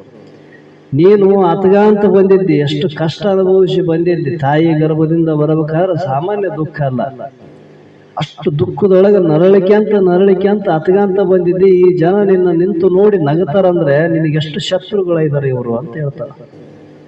ರುಚಕ ಮಾಡಿ ಹೇಳ್ಯಾರ ಅವರು. ಸುಮ್ಮನೆ ವೈರಾಗ್ಯ ಬರಬೇಕಾದ್ರೆ ಈ ಒಂದು ಭಾವ ಕಳೆದಕ್ಕೆ ಹೇಳ್ಯಾರ ಅವರು. ಅಂದ್ರೆ ಎಷ್ಟು ನಗತಾರ ಅಂದ್ರೆ ನಿನ್ನ ಮೇಲೆ ಎಷ್ಟು ಶತ್ರುತ್ವ ಐತಿ ಇವ್ರದ್ದು. ನೀನು ಕಷ್ಟದಲ್ಲಿದ್ದಿ, ನಿನ್ನ ನೋಡಿ ನಗುತ್ತಾರ ನೋಡಿ. ನಾವು ಯಾರನ್ನ ಕಷ್ಟದಲ್ಲಿದ್ದವ್ರು ನೋಡಿ ನಕ್ರಿ ಏನಂತಾರ ಮಂದಿ, ಎಂತ ಬುದ್ಧಿಗೆ ಹೇಳಿದ್ದಪ್ಪ ಅವ್ನ ಕಷ್ಟ ನೋಡಿ ನಗುತ್ತದೇನಂತ. ನಿನ್ನ ಕೈಲಾದ್ರೂ ಸಹಾಯ ಮಾಡಿ, ಇಲ್ಲಾಂದ್ರೆ ಸುಮ್ಮನೆ ಇರು, ನಗಬಾರ್ದು ಅಂತ ಹೇಳ್ತೀವಿ. ಮತ್ತೆ ಇವರೇ ನಿನ್ನವರೇ ಅಂತ ನೀನು ತಿಳ್ಕೊಂಡಿದ್ದೆ, ಇವರೇ ನಿನ್ನ ನೋಡಿ ನಗಕೈತಾರ ನೋಡಿ. ನೀನು ಕಷ್ಟದಾಗ ಬಂದಿದ್ದಿ, ನಿನ್ನ ನೋಡಿ ನಗುತ್ತಾರ. ನೀನು ಆರಾಮ್ ಹೊಂಟಿದ್ದಿ, ಇವರಿದ್ರು ಅತಗಂತಿಂದ ಬರ್ತಾರ. ಅದಕ್ಕೆ ಇಲ್ಲಿ ಹೇಳ್ತಾನ ಮರಣ ಕಟ್ಟ ಕಡೆಗೆ ಆಗಬೇಕು ಅಂತ. ಅದಕ್ಕೆ ಹುಟ್ಟಿದರೆ ಸಾವಿಲ್ಲದಿಹ ಬಲು ಬಟ್ಟೆಯನ್ನು ಸಾಧಿಸಲೇಬೇಕು. ನೆಟ್ಟನೆ ಅಳವಡದಿರ್ತೊಡೆ ಮುಂದೆ ಹುಟ್ಟದಿಯ ವಿದ್ಯೆಯನ್ನು ಕಲಿಯುವುದು ಸೃಷ್ಟಿಯೊಳಗೆ ಉತ್ತಮವು ಮಗನೇ ಕೇಳೆಂದ ಅಂತ ಮಾಲಿಗರು ಹೇಳ್ತಾರೆ. ಹುಟ್ಟಿದ ಮೇಲೆ ಮನುಷ್ಯನಾಗಿ ಹುಟ್ಟಿದ ಮೇಲೆ ಸಾಯಲಾರದಂಥ ವಿದ್ಯೆ ಕಲ್ತಿರ್ಬೇಕು ನೀನು. ನಿನಗೆ ಪುನಃ ಜನನ ಮರಣ ಅನ್ನುವಂಥದ್ದು, ಉತ್ಪತ್ತಿ ನಾಶ ಅನ್ನುವಂಥದ್ದು ನಿನಗೆ ಇಲ್ಲದಂಥ ವಿದ್ಯೆ ಕಲಿಬೇಕು. ಅದು ಯಾವುದು? ಬ್ರಹ್ಮವಿದ್ಯೆ. ಮತ್ತೆ ಆ ವಿದ್ಯೆ ಸರಳವಾಗಿ ಪ್ರಾಪ್ತಿ ಆಗ್ತದೆ ಜಗತ್ತಿನಾಗ ಎಲ್ಲರಿಗೆ ಆಗದಲ್ಲ. ಕೊನೆ ಪಕ್ಷ ಅದು ಆಗದೇ ಇದ್ರು ಪರವಾಗಿಲ್ಲ, ಕೊನೆಗೆ ಇಲ್ಲಿಗೆ ಬರಲಾರ್ದಂತ ದಾರಿ ಆದ್ರೂ ನೀವು ಮಾಡ್ಕೋಬೇಕಂತ ಹೇಳ್ತಾರ. ಅಂದ್ರೆ ಏನು? ಸಾಧನಕ್ಕಾದ್ರೆ ನಾವು ಪ್ರಯತ್ನ ಮಾಡಬೇಕು. ಇವತ್ತು ನಾವು ಸಾಧನದಲ್ಲಿ ಇವೆ ಅಂದ್ರೆ ಮುಂದೆ ಬಂದರೂ ಕೂಡ ಈ ದುಃಖದಿಂದ ನಾವು ಬಿಡುಗಡೆ ಆಗೋರೆ. ಇದನ್ನು ತತ್ತು ಅಂದ್ರೆ ಮುಂದೆ ಮತ್ತೆ ದಾರಿ ತಪ್ಪದೆ ಎಲ್ಲಿ? ಮತ್ತೆ ಪಶು ಪಶಾದಿ ಜಂತುಗಳಲ್ಲಿ ಹೋಗ್ಬೇಕು. ಯಾಕಂದ್ರೆ ಅವು ಹುಟ್ಟೋದು ಸಾಯದ, ಅವು ಎರಡು ಬಿಟ್ರೆ ಗೊತ್ತೇ ಇಲ್ಲ. ಆದ್ರೆ ಇವನಿಗೆ ಸಾಧಕನಿಗೆ ಪ್ರಯತ್ನ ಮಾಡಿದ್ರೆ ಇಂದಿಲ್ಲ ನಾಳೆ ನನ್ನ ಸ್ಥಾನಕ್ಕೆ ನಾನು ಹೋಗ್ತೀನಿ ಎಂಬುದು ಛಲ ಅದ, ಅವನಿಗೆ ವಿಶ್ವಾಸ ಅದ. ಯಾಕಂದ್ರೆ ಅದು ಸರಿಯಾದ ಮಾರ್ಗ ಹಿಡ್ದಾನಂತ. ಹೀಗೆ ಮಾನವನು ಏಕೆ ಹುಟ್ಟುತ್ತಾನೆ, ಪುನಃ ಪುನಃ ಹುಟ್ಟು ಇರುವುದಕ್ಕಾಗಿಯೇ ಮಾನವನು ಏಕೆ ಸಾಯುತ್ತಾನೆ, ಪುನಃ ಪುನಃ ಸಾಯದಕ್ಕೆ ಇರುವುದಕ್ಕಾಗಿ ಮರಣ ವಿದ್ಯೆಯನ್ನು ಪುರಸ್ಕರಿಸಿಕೊಂಡು ಕಠೋಪನಿಷತ್ ಹೊರಟಿದೆ. ಮರಣದ ವಿಚಾರದಿಂದ ಸಿದ್ಧಾರ್ಥವನ್ನು ಬದ್ಧನಾದನು. ಮರಣದ ಸಮಸ್ಯೆ ರಮಣ ಮಹರ್ಷಿ ಸೃಷ್ಟಿಸಿತು. ಮರಣದ ಒಂದು ವರಪ್ರಧಾನವೇ ಮತಕರ್ತರೆಲ್ಲರೂ ಹೇಳಿರುವರು ಅಂತ ಹೇಳ್ತಾನೆ. ನೋಡು, ಮರಣವನ್ನು ನೋಡಿ ಸಿದ್ಧಾರ್ಥ ಅಂತಂದ್ರೆ ಬುದ್ಧ ಆದವ, ಒಬ್ಬ ರಾಜ ಇದ್ದವನು. ಯಾರೋ ಹೆಣ ಹೊತ್ಕೊಂಡು ಹೊಂಟಿದ್ರಂತ, ಅದನ್ನು ನೋಡಿದವನು ರಾಜ. ಆವಾಗ ಇವನ್ನ ಹೊರತಾಳದ ಮೇಲೆ ಒಂದ್ ದಿವಸ ನನ್ನ ಶರೀರ ಹೊರೋರೆ ಅಲ್ಲ, ಇದು ಇಷ್ಟೇ ನಶ್ವರ ಜಗತ್ತು ಅಂತ ಅವನಿಗೆ ಅಲ್ಲೇ ವೈರಾಗ್ಯ ಬಂತು. ಇಂಥ ನಶ್ವರ ರೂಪ ಜಗತ್ತಿನಾಗ ನಾ ಇದ್ದು ಸಾಧಿಸೇನದ, ಇದರಿಂದ ನಾ ಬಿಡುಗಡೆ ಹೊಂದಬೇಕು ಅಂತ ತಿಳ್ಕೊಂಡು ಅವಾಗಿನ ಮನೆ ತ್ಯಾಗ ಮಾಡಿ ಬುದ್ಧನಾದ. ಯಾವುದರಿಂದ? ಮರಣದ ಒಂದೇ ಒಂದು ವಿಚಾರದಿಂದ. ಮತ್ತೆ ರಮಣ ಮಹರ್ಷಿ ಇದು ಹುಟ್ಟು ಸಾವು ಅನ್ನುವಂಥದ್ದು ಇದು ಯಾರಿಗೂ ಬಿಟ್ಟಿಲ್ಲ ಅಂದಮೇಲೆ ನನಗೊಂದು ದಿವಸ ಬರೋದಲ್ಲ, ಇದರಿಂದ ಪರಿಹಾರ ಹೆಂಗೆ ಆಗ್ಬೇಕಂತ ಅವರು ಬ್ರಹ್ಮಜ್ಞಾನಿಗಳಾದ. ಅವ್ರಿಗೆ ಎಂಥದ್ದು ಕೊನೆಗೆ ಕ್ಯಾನ್ಸರ್ ಬಂದಿತ್ತು ಅವರಿಗೆ, ರಮಣ ಮಹರ್ಷಿಗಳು. ಅವಾಗ ಹೋಗಿ ಡಾಕ್ಟರ್ ಹೇಳಿದ್ರಂತ, ಅಪ್ಪ ಇನ್ನು ನಿಮ್ಗೆ ಕ್ಯಾನ್ಸರ್ ಬಂದದ, ನೀವು ಭಾಳ ದಿವಸ ಇರಂಗಿಲ್ಲ. ಅವರೆಲ್ಲ ತಿಳ್ಕೊಂಡಿದ್ರು, ತತ್ವಜ್ಞಾನಿಗಳು ಅನುಭವ ಮಾಡಿದ್ರು. ಅವಾಗ ಅವ್ರು ಹೇಳಿದ್ರಂತ, ನೀ ಹೇಳಿದಲ್ಲ ತಮ್ಮ, ನಿನ್ನ ಮಾತು ನಿನ್ನ ದೃಷ್ಟಿಗೆ ಬರಬರಲ್ಲ, ಆದರೆ ನಾನು ಹುಟ್ಟಿದವನಲ್ಲ. ನೈನಂ ಚಿದಂತಿ ಶಸ್ತ್ರಾಣಿ ನೈನಂ ದಹತಿ ಪಾವಕಂ. ನನ್ನನ್ನು ಯಾವ ಶಸ್ತ್ರಗಳು ನಾಶ ಮಾಡಲಾರವು, ನನ್ನನ್ನು ಯಾವ ಬೆಂಕಿ ಸುಡುವುದಿಲ್ಲ. ಯಾಕ? ನಾ ಆತ್ಮ ಇದ್ದೀನಿ. ಏನು ಮರಣ ಇದ್ರಿ ಈ ದೇಹಕ್ಕೈತೆ ಹೊರತು ಇದು ಮಿಥ್ಯೆ ಐತೆ ಅಂತ ಅವ್ರು ಅಂದ್ರು. ಅಂದ್ರೆ ಒಂದು ಉದಾಹರಣೆ ಯಾಕೆ ಹೇಳಿದ್ರಿ ಇಲ್ಲಿ ಅಂದ್ರೆ, ಮರಣ ಅನ್ನುವಂಥದ್ದು ಒಂದೇ ಒಂದು ವಿಚಾರದಿಂದ ಇಂಥ ಮಹಾತ್ಮರಾಗ್ಯಾರ ಅಂದ ಮೇಲೆ ನಿತ್ಯ ನಿತ್ಯ ನಡೆದ ಇದು ಕಾಣ್ತೀವಿ, ಕಣ್ಣಲೆ ಕೇಳ್ತೀವಿ, ಕಿವಿಲೆ ಕೇಳ್ತೀವಿ, ಕಣ್ಣೆದರಿಗೆ ನೋಡ್ತೀವಿ ಅಂದಮೇಲೆ ನಮಗಾದ್ರೂ ಒಂದ್ ದಿವಸ ಬರೋದಲ್ಲ. ಇದು ಒಂದು ವಿವೇಕ ಉದಯ ಆಯ್ತಂದ್ರೆ ಆತ್ಮಜ್ಞಾನಕ್ಕೆ ಬಹಳ ಸರಳ ಆಗ್ತದೆ ಅಂತ ಹೇಳ್ತಾರ ಅವರು. ಏಕೆಂದರೆ ರಾಮಬಾಣದಿಂದ ವಾಲಿಗೆ ಪ್ರಾಣಸ್ತಮ ಮರಣವು ಬಂದಿದೆ. ಎದುರಿಗೆ ಶ್ರೀರಾಮಚಂದ್ರನಿದ್ದಾನೆ. ಪ್ರಾಣ ಸಂಕಟದಿಂದ ವಾಲಿ ಹೊರಳಾಡುತ್ತಿದ್ದಾಗ ಶ್ರೀರಾಮನು ಹೇಳಿದ, ಎಲೇ ವಾಲಿಯೇ, ಏಕೆ ವ್ಯಸನ ಪಡುವೆ? ವಾಲಿಗೆ ಬಿಟ್ಟಾಗ ಬಾಣ ಬಗಲ್ ನಿಂತು ಗಿಡದ ಮರೆಯಲ್ಲಿ ನಿಂತು ಬಿಟ್ಟಿದ್ದ ರಾಮಚಂದ್ರ. ಅವಾಗ ಬೇಕಾದರೆ ಕೇಳು, ನಿನಗೆ ಜೀವ ಪ್ರದಾನವನ್ನು ಮಾಡುತ್ತೇನೆ. ನೀ ಇಷ್ಟು ಒದ್ದಾಡಕತ್ತಿದ್ದಲ್ಲ ಪ್ರಾಣ ಸಂಕಟ ಮಾಡಕ, ನಿನಗೇನನ್ನ ಬೇಕಿದ್ರೆ ಕೇಳು. ಈಗ ಬಾಣ ಬಿಟ್ಟಿನೀಗ ಬಿಟ್ಟು ಬಾಣ ಅಂತ ಹೇಗೆ ಬರಂಗ, ನಿನಗೆ ಜೀವ ಪ್ರದಾನ ಮಾಡ್ತೇನೆ ಅಂದಾಗ ಶ್ರೀರಾಮಚಂದ್ರನು ದರ್ಶನದಿಂದ ವಾಲಿಗೆ ಅಜ್ಞಾನ ತೊಲಗಿತ್ತು, ಜ್ಞಾನ ನೇತ್ರವು ವಿಕಸಿತು. ಪ್ರಭು, ಅಜ್ಞಾನಿಯನ್ನು ಕ್ಷಮಿಸಿ, ಜ್ಞಾನ ಬಂದಿದೆ, ನನಗೆ ಜೀವಿತದಿಂದ ಕೆಲಸವಿಲ್ಲ ಅನ್ನೋ. ನಿನ್ನ ದರ್ಶನದಿಂದ ನನಗೇನಪ್ಪ ಅಜ್ಞಾನ ನಾಶ ಆಗ್ಯದ. ಈಗ ನಾನು ಇದ್ರೂ ನನಗೇನು ಕೆಲಸ ಇಲ್ಲ, ಇಲ್ಲಿ ಮುಗಿತು ನನ್ನ ಕೆಲಸ ಅಂತಂದ ವಾಲಿ. ಅದಕ್ಕೆ ಈ ರೀತಿಯಿಂದ ಕೆಲಸವಿಲ್ಲ, ಎಷ್ಟು ದಿನ ಬದುಕಿದರೂ ಒಂದು ದಿನ ಸಾಯಬೇಕಲ್ಲವೇ? ಶರೀರ ಅಂತ ನಾಶ ಆಗದೆ ಅಲ್ಲ. ನೋಡುತ್ತಾ ಪ್ರಾಣವನ್ನು ಬಿಡುವ ಸೌಭಾಗ್ಯವಂತನಾದ ಈ ಮರಣವೇ ನನಗೆ ಸಾಕು ಅಂದ. ನಿನ್ನನ್ನು ನೋಡಿಕೇಶ್ ನನಗೆ ಈ ಶರೀರ ತ್ಯಾಗ ಮಾಡ್ತಾನಂದ್ರೆ ಇದಕ್ಕಿಂತ ಸೌಭಾಗ್ಯ ಇನ್ನೇನೈತೆ, ಅದಕ್ಕೆ ಹೋಗಲೆ ಅಂದ. ನನಗೆ ಸಾಕು. ಆಮೇಲೆಯೂ ಮರಣವೆಂಬುದೆಂತಿತ್ತು, ಅದರ ಈ ಮರಣದೊಂದಿಗೆ ನಿನ್ನ ದರ್ಶನವು ಇರಬೇಕು ಸ್ವಾಮಿ. ದೌರ್ಭಾಗ್ಯವಾದ ಈ ಮರಣವು ನನಗೆ ಬೇಡ ಅಂತ. ನೀ ಇಲ್ಲದ ನಿನ್ನ ಸ್ಥಾನದಲ್ಲಿ ಇಂಥ ಮರಣ ನನಗೆ ಬಂದ, ಇದಕ್ಕಿಂತ ಶ್ರೇಷ್ಠದು ಆಗಿದ್ದು ಇನ್ನೊಂದೇನೈತೆ? ನಾ ಬದುಕಿದ ಮೇಲೆ ಮತ್ತೆ ನಿನ್ನ ದರ್ಶನ ಸಿಗಬೇಕಲ್ಲ ನನಗೆ. ಅಂಥ ಮರಣದಕ್ಕಿಂತ ಇದೇ ನನಗೆ ಬಹಳ ಶ್ರೇಷ್ಠದ, ಅದು ಬೇಡ ಅಂತ ಹೇಳ್ತಾನೆ. ಅಂದ್ರೆ ಏನು? ಆ ಒಂದು ಆತ್ಮಸ್ವರೂಪವನ್ನು ಅರ್ಥಂಥವನಿಗೆ ಇದರ ಭಯ ಇರೋದಿಲ್ಲ ಅಂತ. ಈ ರೀತಿಯಿಂದ ಹೇಳಿ ಅಂತ್ಯಕಾಲೇ ಚ ಮಾಮೇಮ ಸ್ಮರಣಯುಕ್ತ ಕಲೇವರಂ ಯಂ ಪ್ರಯಾತಿ ಮದ್ಮವಂ ಯತಿ ನಾಸ್ರತ ಸಂಶಯ ಅಂತ ಹೇಳ್ತಾನ. ನೋಡು, ಮರಣ ಕಾಲದ ಪ್ರಯಾಣ ಕಾಲದ ವಿಷಯವನ್ನು ಅರ್ಜುನನಿಗೆ ಹೇಳುತ್ತಾ ಭಗವಂತನು ಹೇಳ್ತಾನೆ ಇಲ್ಲಿ ಅಂತ್ಯಕಾಲದ ವಿಷಯವನ್ನು ಹೇಳುತ್ತಿದ್ದಾನೆ. ಮರಣದ ಅಂತ್ಯಕಾಲ ಅಂದ್ರೆ ಮರಣ ಕಾಲದಲ್ಲಿ ಯುದ್ಧ ರಂಗದಲ್ಲಿ ಬಂದು ನಿಂತವನಿಗೆ ಯಾವ ಕ್ಷಣದಲ್ಲಿ ಮೃತ್ಯು ಬರುವುದೋ ಹೇಳಲಾರೆವು. ನೀ ಯುದ್ಧ ರಂಗದಲ್ಲಿ ನಿಂತಿದ್ದಿ, ಯಾವ ಸಮಯದಲ್ಲಿ ನಿನಗೆ ಮೃತ್ಯು ಬಂದು ಆವರಿಸೋದು ಗೊತ್ತಿಲ್ಲ. ಯಾವ ಕ್ಷಣದಲ್ಲಿ ಎಂದರೆ ಆ ಕ್ಷಣದಲ್ಲಿ ಅಂತ್ಯಕಾಲ. ಇದು ಅರ್ಜುನನಿಗೆ ಅಲ್ಲ, ಎಲ್ಲರಿಗೂ ಸಂಬಂಧಿಸಿದ ಮಾತು. ಇದೇ ಅರ್ಜುನ ಒಬ್ಬನೇ ನಿಂತಿದ್ದ, ಅವನೊಬ್ಬನೇ ಸಾಯ್ತಾನಂತಲ್ಲ, ನಾವೆಲ್ಲರೂ ಅದ್ರಾಗ ನಿಂತೀವಲ್ಲ. ಈಗ ಯುದ್ಧರಂಗ ರಣರಂಗದಲ್ಲೇ ನಿಂತೀವಿ. ಇಲ್ಲಿ ದೇಹಾತ್ಮದಲ್ಲಿ ಯುದ್ಧ ನಡೆದದ, ಈ ಯುದ್ಧದಲ್ಲೇ ನಾವು ಬಿದ್ದೀವಿ. ಇದು ಯಾವಾಗ ಬರ್ತದೋ ಗೊತ್ತಿಲ್ಲ ಯಾರಿಗೆ. ಅದ್ರಂಗ ನಮ್ಮೆಲ್ಲರಿಗೆ ಹೇಳ್ತಾನಂತ. ಯಾಕೆಂದರೆ ಎಲ್ಲರಿಗೂ ಸಂಬಂಧಿಸಿದ ಮಾತು. ನಶ್ವರ ಶರೀರಕ್ಕೆ ಪ್ರತಿಕ್ಷಣವೂ ಅಂತ್ಯವೇ. ಶರೀರ ನಶ್ವರ ಅದ, ಇದಕ್ಕೆ ಒಂದಿಲ್ಲ ಒಂದು ಕ್ಷಣದಲ್ಲಿ ಅಂತ್ಯ, ಅಂದ್ರೆ ಇದು ನಾಶ ಆಗದೆ. ಅಂತ್ಯಕಾಲದಲ್ಲಿಯೂ ಸಹ ಎನ್ನುವ ಭಗವಂತನ ಮಾತಿನಲ್ಲಿ ಒಂದು ಅರ್ಥವಿದೆ. ಮರಣವು ಜೀವಿತಕ್ಕೆ ಪ್ರಭಾವಪೀತವಾದ ಗಟ್ಟಿ. ಆ ಸಮಯದಲ್ಲಿ ಎಂಥ ಭಾವವಿರುತ್ತದೆ. ನಂತರದ ಜನ್ಮ, ಆ ಮೇಲಿನ ಪರಿಸ್ಥಿತಿ ಅದಕ್ಕನುಸಾರವಾಗಿರುತ್ತದೆ. ಶರೀರ ತ್ಯಾಗ ಮಾಡುವ ಸಂದರ್ಭದೊಳಗೆ ಯಾವ ಭಾವ ನಮಗೈತೆ ಅದೇ ಪ್ರಕಾರ ಮುಂದಿನ ಶರೀರ ರಚನೆ ಆಗ್ತದೆ. ನಮ್ಮ ಶರೀರದಲ್ಲಿ ಏನೇನು ಪ್ರಾಣ ಹೋಗೋ ಸಂದರ್ಭ ಅವ್ರಿಗಷ್ಟೇ ಗೊತ್ತಿರ್ತದೆ. ಉಳಿದವ್ರು ಹೊರಗಿದ್ದವ್ರಿಗೆ ಏನು ಗೊತ್ತೈತೆ, ನಾವು ಏನು ಮನುಷ್ಯನಿಗೆ ಏನೈತೆ, ಏನು ಭಾವ ಐತೆ, ಯಾರ್ಯಾರಿಗೆ ಏನೇನು ಭಾವ ಇರ್ತದೋ ಹೇಳಕ್ಕೆ ಬರಂಗಿಲ್ಲ. ಆದ್ರೆ ಈ ಮಾತು ಸತ್ಯ ಅಂತ ಹೇಳ್ತಾನೆ ಭಗವಂತ. ಯಾವುದೇ ಭಾವ ಇರಲಿ, ಅವನು ಅದೇ ಆಗಿ ಹುಟ್ಟಬೇಕು, ಅವನಿಗೆ ಬೇರೆದಿಲ್ಲ. ಯಾಕೆಂದರೆ 1, 2, 3 ಎಂದು ಹೇಳಿ ನಿಲ್ಲಿಸುವಾಗ ನೀನು ಯಾವ ರೀತಿ ಇರುತ್ತದೆಯೋ ಆ ರೂಪದಲ್ಲಿ ಫೋಟೋ ಪಡೆಯುತ್ತದೆ. ನಮ್ಮ ಈಗಿನ ಸಾಧನೆ ಪ್ರಯತ್ನಗಳೆಲ್ಲವೂ ಮರಣಕಾಲವನ್ನು ಸಂಸ್ಕರಿಸುವಂತವಾಗಿರಬೇಕು ಅಂದ್ರು ಅವರು. ಈಗ ಇಷ್ಟೆಲ್ಲ ಕಷ್ಟಪಟ್ಟು ಶಾಸ್ತ್ರ ಶ್ರವಣ ಮಾಡಿ ಅಂತ ಒಂದು ಭಕ್ತಿ ವೈರಾಗ್ಯವನ್ನು ಪ್ರಾಪ್ತಿ ಮಾಡಿದೆ. ಎದ್ರ ಸಲಹೆ ಅಂದ್ರೆ ಮರಣ ಕಾಲದಲ್ಲಿ ಅವನಿಗೆ ಸಂಸ್ಕಾರ ಉಂಟು ಮಾಡಿರಬೇಕು. ಇವೆಲ್ಲ ವೇದಾಂತ ಚಿಂತನೆ ಯಾಕೆ ನಡೀತದ, ಯಾವ ಕ್ಷಣದಲ್ಲಿ ನಮಗೆ ಮರಣ ಬರ್ತದೆ ಯಾರಿಗೂ ಗೊತ್ತಿಲ್ಲ. ಈ ಚಿಂತನದ ಫಲ ಏನಂದ್ರೆ ನಮಗೆ ಆ ಸಮಯದಲ್ಲಿ ಇದು ಕೆಲಸ ಕೊಡಬೇಕು, ಅಲ್ಲಿ ಸ್ಮರಣ ಬರಬೇಕು. ಸಂಸ್ಕಾರ ಮ್ಯಾಲಿಂದ ಮೇಲೆ ಇದ್ದವರಿಗೆ ಸ್ಮರಣ ಬರ್ತದ. ಯಾವಾಗೋ ಒಂದ್ಸಲ ಸಂಸ್ಕಾರ ಆದ್ರೆ ಅದು ಸ್ಮರಣ ಇರ್ತದೆ, ಸ್ಮರಣ ಇರಂಗಿಲ್ಲ. ಸಂಸ್ಕಾರ ಅಂದ್ರೆ ಏನು? ಪುನಃ ಚಿಂತನ ರೂಪವೇ ಸಂಸ್ಕಾರ. ಯಾವುದನ್ನು ನಾವು ನಿರಂತರ ಅಭ್ಯಾಸ ಮಾಡಿಕೊಂತ ಬಂದಿವಿ, ಯಾವುದನ್ನ ನಾವು ಬಹಳ ಭಯಭಕ್ತಿಯಿಂದ ಸಾಧನ ಮಾಡಿವಿ, ಅದೇ ನಮಗೆ ಸಂಸ್ಕಾರ ರೂಪ ಉಳಿತದೆ. ಆ ಕೊನೆಯ ಸಮಯದಲ್ಲಿ ಅದನ್ನು ಸ್ಮರಣೆ ಮಾಡಿದ್ರೆ ಸಾಕು, ಅವನು ಧನ್ಯನಾಗ್ತಾನೆ. ಅಷ್ಟು ಕೆಲಸ ಮಾಡ್ತದ.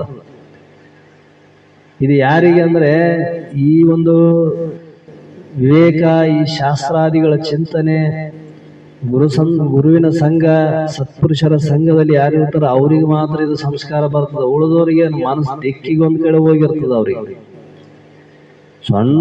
ಸ್ವಲ್ಪ ರೋಗ ಬಂತಂದ್ರೇನೆ ಮನುಷ್ಯ ಭ್ರಮಿತನಾಗ್ತಾನ. ಇನ್ನು ಪ್ರಾಣ ಹೋಗ್ತಂದ್ರೆ ಸಾಮಾನ್ಯ ಕೆಲಸ ಏನು? ಅವಾಗ ನಾವು ಅನ್ಬೇಕಂತ ಬೇಕಾದ ಪ್ರಯತ್ನ ಮಾಡ್ಬೋದು, ಬೇಕಾದ ಅನ್ಬೇಕ, ಏನು ಬರಂಗಿಲ್ಲ, ಇಲ್ಲಿ ಏನು ನೆನಪು ಬರಂಗಿಲ್ಲ, ಏನು ಹೇಳಕ ಬರಂಗಿಲ್ಲ, ಅಷ್ಟು ಸಾಮರ್ಥ್ಯ ಇರ್ತದ ಅದಕ್ಕೆ. ಆದ್ರೂ ಕೂಡ ಸಂಸ್ಕಾರವಂತರಿಗೆ ಕೆಲಸ ಕೊಡ್ತದಂತಾರೆ ಹೇಳ್ತಾರೆ. ನೀನೊಂದು ಗಿಳಿಯನ್ನು ಸಾಕಿದೆಯೇ, ಹಾಲು ಹಣ್ಣು ಇಟ್ಟು ಪ್ರೀತಿಸುತ್ತಿದೆಯೇ, ಅದಕ್ಕೆ ರಾಮ ರಾಮ ಎಂದು ಹೇಳುವುದನ್ನು ತಿಳಿಸಿದ್ದೆ. ಅದು ಬಾರಿ ರಾಮ ರಾಮ ಎನ್ನುತ್ತಾ ಅದಕ್ಕೆ ಬೆಕ್ಕು ಬಂದು ಪುಕ್ಕವನ್ನು ಹಿಡಿದಾಗ ರಾಮ ರಾಮ ಎನ್ನುವುದಿಲ್ಲ ಅಂತದೇನದ. ಈಗ ಕಲಿಸಿದ್ದಿ ಖರೆ ನೀನು, ಆದ್ರೆ ಅದೇ ಬೆಕ್ಕು ಬಂದು ಅದನ್ನ ಹಿಡಿದಾಗ ಅದು ರಾಮ ರಾಮ ಅನ್ನಂಗಿಲ್ಲ ಅವಾಗ. ಯಾಕಂದ್ರೆ ಕಿಚ್ ಅನ್ನುತ್ತದೆ. ಅದೇನು ನಾನು ಅದು ಬಿಡ್ತದ, ರಾಮ ರಾಮ ಅದು ಬಿಡ್ತು, ಈಗ ಓದ್ತದ ನೋಡು, ನಾನು ಬದುಕಿದ್ರೆ ಸಾಕಂತ ಅಲ್ಲಿ ಪ್ರಯತ್ನ ಮಾಡ್ತಾರೆ. ಹಾಗೆ ರಾಮನಾಮವು ಯಾವ ದೇಶಕ್ಕೂ ಓಡಿತೋ ತಿಳಿಯದು. ಅದೇ ರೀತಿ ನಿಮ್ಮ ಹುಡುಗನಿಗೆ ನಾರಾಯಣ ನಾರಾಯಣ ಎಲ್ಲವನ್ನೂ ಕಲಿಸಿದ್ದೀಯಾ. ಯಾವಾಗಲೂ ನುಡಿಯುತ್ತಾನೆ, ಅಂದರೆ ಕಲ್ಲು ಎಡಿವಿ ಮುಗಿಸಿದಾಗ ಅಮ್ಮ ಎಂದು ಅನ್ನುತ್ತಾನೆ. ತೆಲಿಗೆ ಹೋಯ್ತು, ನೀನು ಕಲ್ತೀವಿ ಖರೆ ಎಲ್ಲ, ಅದು ಬಿದ್ದಾಗ ಹೋಯ್ತು ನೋಡೋದು ಕಿತಿಗೆ. ಅಂದ್ರೆ ಎಕಡೆ ಬಂತು ನಮ್ಮ ಸ್ಮರಣ, ದೇಹದ ಕಡೆ ಬಂತು ಅಂತ ಹೇಳ್ತಾರೆ. ಕಲಿಬಾರ್ದು ಅಂತಲ್ಲ, ಕಲ್ತಿರಬೇಕಾದ. ದೇಹ ಶಿರಚ್ಛೇದನ ಆಗ್ತದಂದ್ರೂ ಕೂಡ ಅದನ್ನ ನಿಂತಿರಬೇಕು ವೃತ್ತಿ.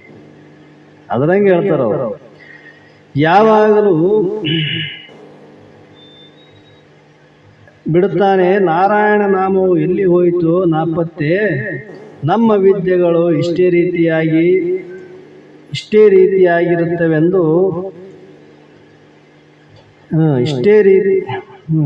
ಇಷ್ಟೇ ರೀತಿಯಾಗಿ ತಂಪಾಗಿರುವಾಗ ವೇದಾಂತ ಪರಿಭಾಷೆಗೆ ಪಾರವೇ ಇಲ್ಲ. ಆದರೆ ಮೃತ್ಯುವು ಬರಬೇಕಾದುದಿಲ್ಲ. ಅದರ ಹೆಸರು ಹೇಳಿದರೆ ಸಾಕು, ಭಕ್ತಿ ಇಲ್ಲ, ವೇದಾಂತವೂ ಇಲ್ಲ. ಇನ್ನೊಬ್ಬ ಚಲೋ ಇದ್ದಾಗ ಎಲ್ಲ ಬೇಕನ್ಸ್ತದ, ಮತ್ತೆ ಇದು ಬಂತು ಸಮೀಪ ಬಂದದ ಅಂತಂದ್ರೆ ಯಾವ ವೇದಾಂತ ಯಾವ ಭಕ್ತಿ ಎಲ್ಲಿ ತಗೊಂಡು ಏನ್ ಮಾಡ್ತದ ನಾನೇ ಉಳಿಯಂಗಿಲ್ಲ ಅಂತ. ಅಂದ್ರೆ ಈಗಲ್ಲ, ಅದು ಅಂತ್ಯಕಾಲದಲ್ಲಿ ಹೇಳಿಕೊಡ್ತದ ಅಂತ ಹೇಳ್ತಾನ. ಹೀಗೆ ಆದರೆ ಹೆಸರು ಹೇಳಿದರೆ ಸಾಕು, ಭಕ್ತಿ ಇಲ್ಲ, ವೇದಾಂತವಿಲ್ಲ ಅಂತ ಹೇಳಿ ಭೀಷ್ಮನು ಶರಪಂಜರೆಯಲ್ಲಿದ್ದನು, ಶಾಂತಿಯನ್ನು ಬೋಧಿಸಿದನು, ಶಾಂತಿ ಪರ್ವವನ್ನು ಬೋಧಿಸಿದನು. ಎಲ್ಲಿದ್ದವು ಭೀಷ್ಮ? ಶರಪಂಜದಲ್ಲಿ ಇದ್ದವು. ಈಗ ಓದ್ತದೋ ಅವಾಗ ಓದ್ತದೋ ಪ್ರಾಣ ಗೊತ್ತಿಲ್ಲ. ಇಚ್ಛಾಮರಣಿ ಮತ್ತೆ ಸಾಮಾನ್ಯ ಅಲ್ಲ. ಮನಸ್ಸು ಯಾವಾಗ ಅವನು ಇಚ್ಛೆ ಮಾಡ್ತಾನ ಅವಾಗ ಮರಣ ಬರ್ಬೇಕು, ಅವನಿಗೆ ಅಲಿತಾನ ಬರಂಗಿಲ್ಲ. ಅಂತ ಇಚ್ಛಾಮರಣಿ ಶರೀರಕ್ಕೆ ನೋಡಿದ್ರೆ ಮೈ ತುಂಬ ಬಾಣಗಳು. ಅಂತ ಶರಪಂಜರದಲ್ಲಿದ್ದು ಶಾಂತಿ ಪರ್ವವನ್ನು ಬೋಧ ಮಾಡ್ಯಾರ. ಹಂಗಿರ್ಬೇಕು ಅಂತ ಹೇಳ್ತಾನ. ಹೀಗೆ ಹೇಳಿ ಬೋಧಿಸಿ ಶಾಂತಿ ಶಭಾಷ್ ಗಿರಿಯೇ ಆತನಿಗೆ ಸಲ್ಲಬೇಕು. ಅದರಿಂದಲೇ ಇಲ್ಲಿ ಭಗವಂತನು ಅಂತ್ಯಕಾಲವು ಜ್ಞಾಪಿಸಿ ನಮ್ಮನ್ನು ಎಚ್ಚರಿಸಿದ್ದಾನೆ. ನಮಗೆ ಯಾಕೆ ಹೇಳ್ತಾನಪ್ಪ ಅಂದ್ರೆ ಅಂಥ ಸಂದರ್ಭ ನಮಗೂ ಬರ್ತದ ನೋಡಪ್ಪ, ಅಂಥ ಸಮಯದಲ್ಲಿ ಸ್ವಭಾವ ನಿಂತಿರಬೇಕು ಅಂತ ಹೇಳ್ತಾನೆ. ಜ್ಞಾನದ ದೃಢತೆ ಇತ್ತು ಅಂದ್ರೆ ತಾನಾಗೆ ಬರ್ತದೆ ಶಾಂತಿ. ನಾವೇನು ಹುಡುಕ್ಯಾಡೋದು ಬೇಕಾಗಿಲ್ಲ. ಸರಿಯಾದ ರೀತಿಯಿಂದ ತಿಳುವಳಿಕೆ, ಆ ತಿಳುವಳಿಕೆಯಲ್ಲಿದ್ದಂಥ ಶ್ರದ್ಧಾ ಇವು ಎಂದೂ ಖಾಲಿ ಹೋಗಂಗಿಲ್ಲ ಅಂತ ಮಹಾತ್ಮರು ಹೇಳ್ತಾರೆ. ಶಾಸ್ತ್ರ ಕೇಳಿದ್ದು ಉತ್ತಮವಾದ ಮಾಡಿದಂಥ ಪುಣ್ಯ ಕರ್ಮಗಳು ಅವು ಎಂದೂ ಕೈ ಬಿಡೋದಿಲ್ಲ. ಇಲ್ಲಂದ್ರೆ ಜಗತ್ತಿನಾಗ ಇವತ್ತು ಯಾರು ಉಳಿತಿದ್ದಿಲ್ಲ, ಈ ವೇದಾಂತನೂ ಇರ್ತಿದ್ದಿಲ್ಲ. ಇಷ್ಟೆಲ್ಲ ಮಹಾತ್ಮರು ಐದಾರ, ಇಂಥ ಜ್ಞಾನ ನಡೆದದ ನಮಗ, ಇಷ್ಟು ನಾವು ಕೇಳಕ್ಕೆ ನಮಗೆ ಅವಕಾಶ ಸಿಕ್ಕದಂದ್ರೆ ಆ ಪುಣ್ಯದ ಪ್ರಭಾವದಿಂದನೇ ನಮಗೆ ಸಿಕ್ಕದ. ಅಂದ್ರೆ ಅದು ನಮ್ಮನ್ನು ಯಾವ ರೀತಿಯಿಂದ ರಕ್ಷಣೆ ಮಾಡಬೇಕು, ಅದು ಸಮಯಕ್ಕೆ ರಕ್ಷಣೆ ಮಾಡ್ತದೆ. ಯಾಕಂದ್ರೆ ನಾವು ಸರಿಯಾದ ರೀತಿಯಿಂದ ಮಾರ್ಗವನ್ನು ಹಿಡಿದ ಕಾರಣ. ಆ ಶಾಸ್ತ್ರ ಆದ್ರೂ ನಮಗೆ ಇಷ್ಟೆಲ್ಲ ಶ್ರವಣ ಮಾಡಿ ಅಂದ್ರೆ ಇದು ಕೈ ಬಿಟ್ಟು ಹೋಗ್ತದೆ ನಡೆದಾರೆ ಅಂದ್ರೆ ಎಂದೂ ಕೈ ಬಿಡಂಗಿಲ್ಲ. ಅದು ಎಷ್ಟು ಕೇಳಿವೆ ಅಷ್ಟು ಉಳಿತದ, ಎಲ್ಲೋಟು ಉಳಿಲಿಲ್ಲ, ಸ್ವಲ್ಪ ಆದ್ರೂ ಉಳಿತದ. ಆದ್ರೆ ಅದು ದುಃಖಕ್ಕೆ ಕಾರಣ ಮಾಡಂಗಿಲ್ಲ ಅಂತ ಹೇಳ್ತಾನೆ. ಎಲ್ಲಿ? ಮರಣ ಕಾಲದಲ್ಲಿ. ಯಾಕಂದ್ರೆ ಯಾರ್ಯಾರ ಪ್ರಾರಬ್ಧದಲ್ಲಿ ಹೆಂಗೆಂಗೆ ಮರಣ ಇರ್ತದಂತ ಯಾರಿಗೂ ಗೊತ್ತಿರಂಗಿಲ್ಲ. ಕುಂತಲ್ಲೇ ಹೋಗ್ಬೋದು, ನಿಂತಲ್ಲೇ ಹೋಗ್ಬೋದು, ಏನಾದ್ರೂ ಆಗ್ಬೋದಕ್ಕೆ, ಎಲ್ಲಿ ಬೇಕಾದ್ರೂ ಹೋಗ್ಬೋದಕ್ಕೆ. ಆದರೆ ಇದು ಸ್ವಲ್ಪ ಪ್ರಭಾವ ಇತ್ತು ಅಂದ್ರೆ ಅವನು ಇದನ್ನು ಸ್ಮರಣ ಮಾಡಿದ್ರೆ ಸಾಕು ಅವನು ಅಂತ ಹೇಳ್ತಾನ. ಎಚ್ಚರ ಇರಬೇಕು ಅಂತ ಹೇಳ್ತಾನ. ಮರಣ ಕಾಲದಲ್ಲಿ ಬಹಳ ಎಚ್ಚರ ಇರಬೇಕು. ಶಾಸ್ತ್ರ ಎಲ್ಲ ಕೇಳಿದ್ವಿ, ಆ ಸಮಯದಲ್ಲಿ ಮರೆತು ಹೋಯ್ತಂದ್ರೆ ಮತ್ತೆ ಮರೆತಂದ್ರೇನು? ಶಾಸ್ತ್ರ ಮರೆತು ಪರವಲ್ಲ, ಇನ್ನೊಂದು ನೆನಪು ಬರಬಾರದು ಅಂತ ಹೇಳ್ತಾನ. ಇದು ಉಪಾಸನಾ ಪ್ರಾಧಾನ್ಯವಾದ ಅಧ್ಯಾಯವು ಉಪಾಸನೆ ಸೋಪಾದಿಕ ಸಗುಣ ಬ್ರಹ್ಮದಲ್ಲಿಯೇ ಅನ್ವಯಿಸುತ್ತದೆ. ಅಂತ್ಯಕಾಲದಲ್ಲಿ ಭಗವದ್ಭಾವನೆಯನ್ನು ಅಪೇಕ್ಷಿಸುವವರು ಉಪಾಸಕರೇ ವಿನಃ ಜ್ಞಾನಿಗಳಲ್ಲ. ಸಾಧಕನಿಗೆಲ್ಲ ಸಾಧನ ಇದಾವ, ಜ್ಞಾನಿಗಲ್ಲ ಮತ್ತಿದು. ಯಾಕಂದ್ರೆ ಜ್ಞಾನಿ ಮೊದಲೇ ತಿಳ್ಕೊಂಡ, ನಾವು ಯಾವತ್ತು ನಾನು ಪರಬ್ರಹ್ಮ ಸ್ವರೂಪ ಅಂತ ತಿಳಿದಾನ ಅವತ್ತೇ ಅವನ ಶರೀರ ಸತ್ತು ಹೋಗ್ಯದ. ಮತ್ತೆ ಅವನಿಗೆ ಸಾವು ಹುಟ್ಟು ಸಾವು ಎಲ್ಲಿ ಹೇಳೋದು? ಅವನಿಗೆ ಮರಣ ಐತೆಪ್ಪ, ಅವನು ಸಾಯ್ತಾನಂತ ಹೇಳಕ್ ಬರ್ತದೆ? ಅವನಿಗೆ ಇಲ್ಲೇ ಇಲ್ಲ ಮರಣ, ಜನನ ಮರಣ ಇಲ್ಲ. ಜ್ಞಾನಿಗಿದು ಅನ್ವಯಿಸೋದಿಲ್ಲ. ಯಾಕೆಂದರೆ ಜ್ಞಾನಿಗಳಿಗೆ ಅಜ್ಞಾನವಿಲ್ಲವಾಗಿ ಮುಕ್ತಿ ಸಿದ್ಧಿಸಿರುತ್ತದೆ. ಅವರಲ್ಲಿ ಅಜ್ಞಾನ ಇಲ್ಲ. ಎಲ್ಲಿವರೆಗೆ ಅಜ್ಞಾನ ಅದ ಅಲ್ಲಿವರೆಗೆ ಇವೆಲ್ಲ ಸಾಧನಗಳು ಉಂಟು. ಮುಕ್ತಿ ಎಂಬ ಮಾತೇ ಇಲ್ಲ. ಅಜ್ಞಾನ ಇದ್ದವನಿಗೆ ಮೋಕ್ಷ ಪಡಿಬೇಕೆಂಬ ಅಪೇಕ್ಷೆ ಅದ. ಜ್ಞಾನ ತಾನೇ ಮುಕ್ತ ಸ್ವರೂಪ ಅಂತ ತಿಳಿದವನಿಗೆ ಮತ್ತೆ ಯಾವ್ದ್ರ ಸಾಧನೆ ಮಾಡ್ಬೇಕು? ಅವನು ಜಗತ್ತಿನ ಅವನಿಗೆ ಮಾಡತಕ್ಕಂಥ ಸಾಧನೆ ಏನಿದೆ? ಕೃತಕೃತ್ಯ ಆಗ್ಯಾನಂತ. ಅವರಿಗೆ ಅಂತ್ಯ ಭಾವನೆ ಅಪೇಕ್ಷಿಸಿಲ್ಲ, ಪ್ರಯಾಣವೂ ಇಲ್ಲ. ಎಲ್ಲಿಗಾದ್ರೂ ಹೋಗೋದೇನು? ಯಾಕಂದ್ರೆ ಹೋಗಕ್ಕೆ ವಸ್ತು ಇದ್ರೆ ಜಾಗ ಇದ್ರೆ ಹೋಗೋದು ಬರ್ತದೆ. ಪರಿಪೂರ್ಣವೇ ತಾನಂತ ತಿಳಿದಾಗ ಅವನು ಹೋಗೋದು ಇಲ್ಲ ಬರೋದು ಇಲ್ಲ ಅಂತ. ದೇಹ ತ್ಯಾಗ ನಂತರ ಮುಕ್ತಿ ಎಂಬ ಮಾತೇ ಇಲ್ಲ. ದೇಹದಿಂದ ಕೂಡಿದಾಗಲೂ ಅವರು ಮುಕ್ತರೇ. ಸತ್ ಮೇಲೆ ಅವ್ರು ಮುಕ್ತರಾದ್ರಪ್ಪ ಜ್ಞಾನಿಗಳು ಅಂತಲ್ಲ. ಅವರು ಮೊದಲು ದೇಹ ಇದ್ದಾಗೆ ಮುಕ್ತರಾಗಿ ಕಡಿಗಾಗಿ ಬಿಟ್ರು ಅವರು.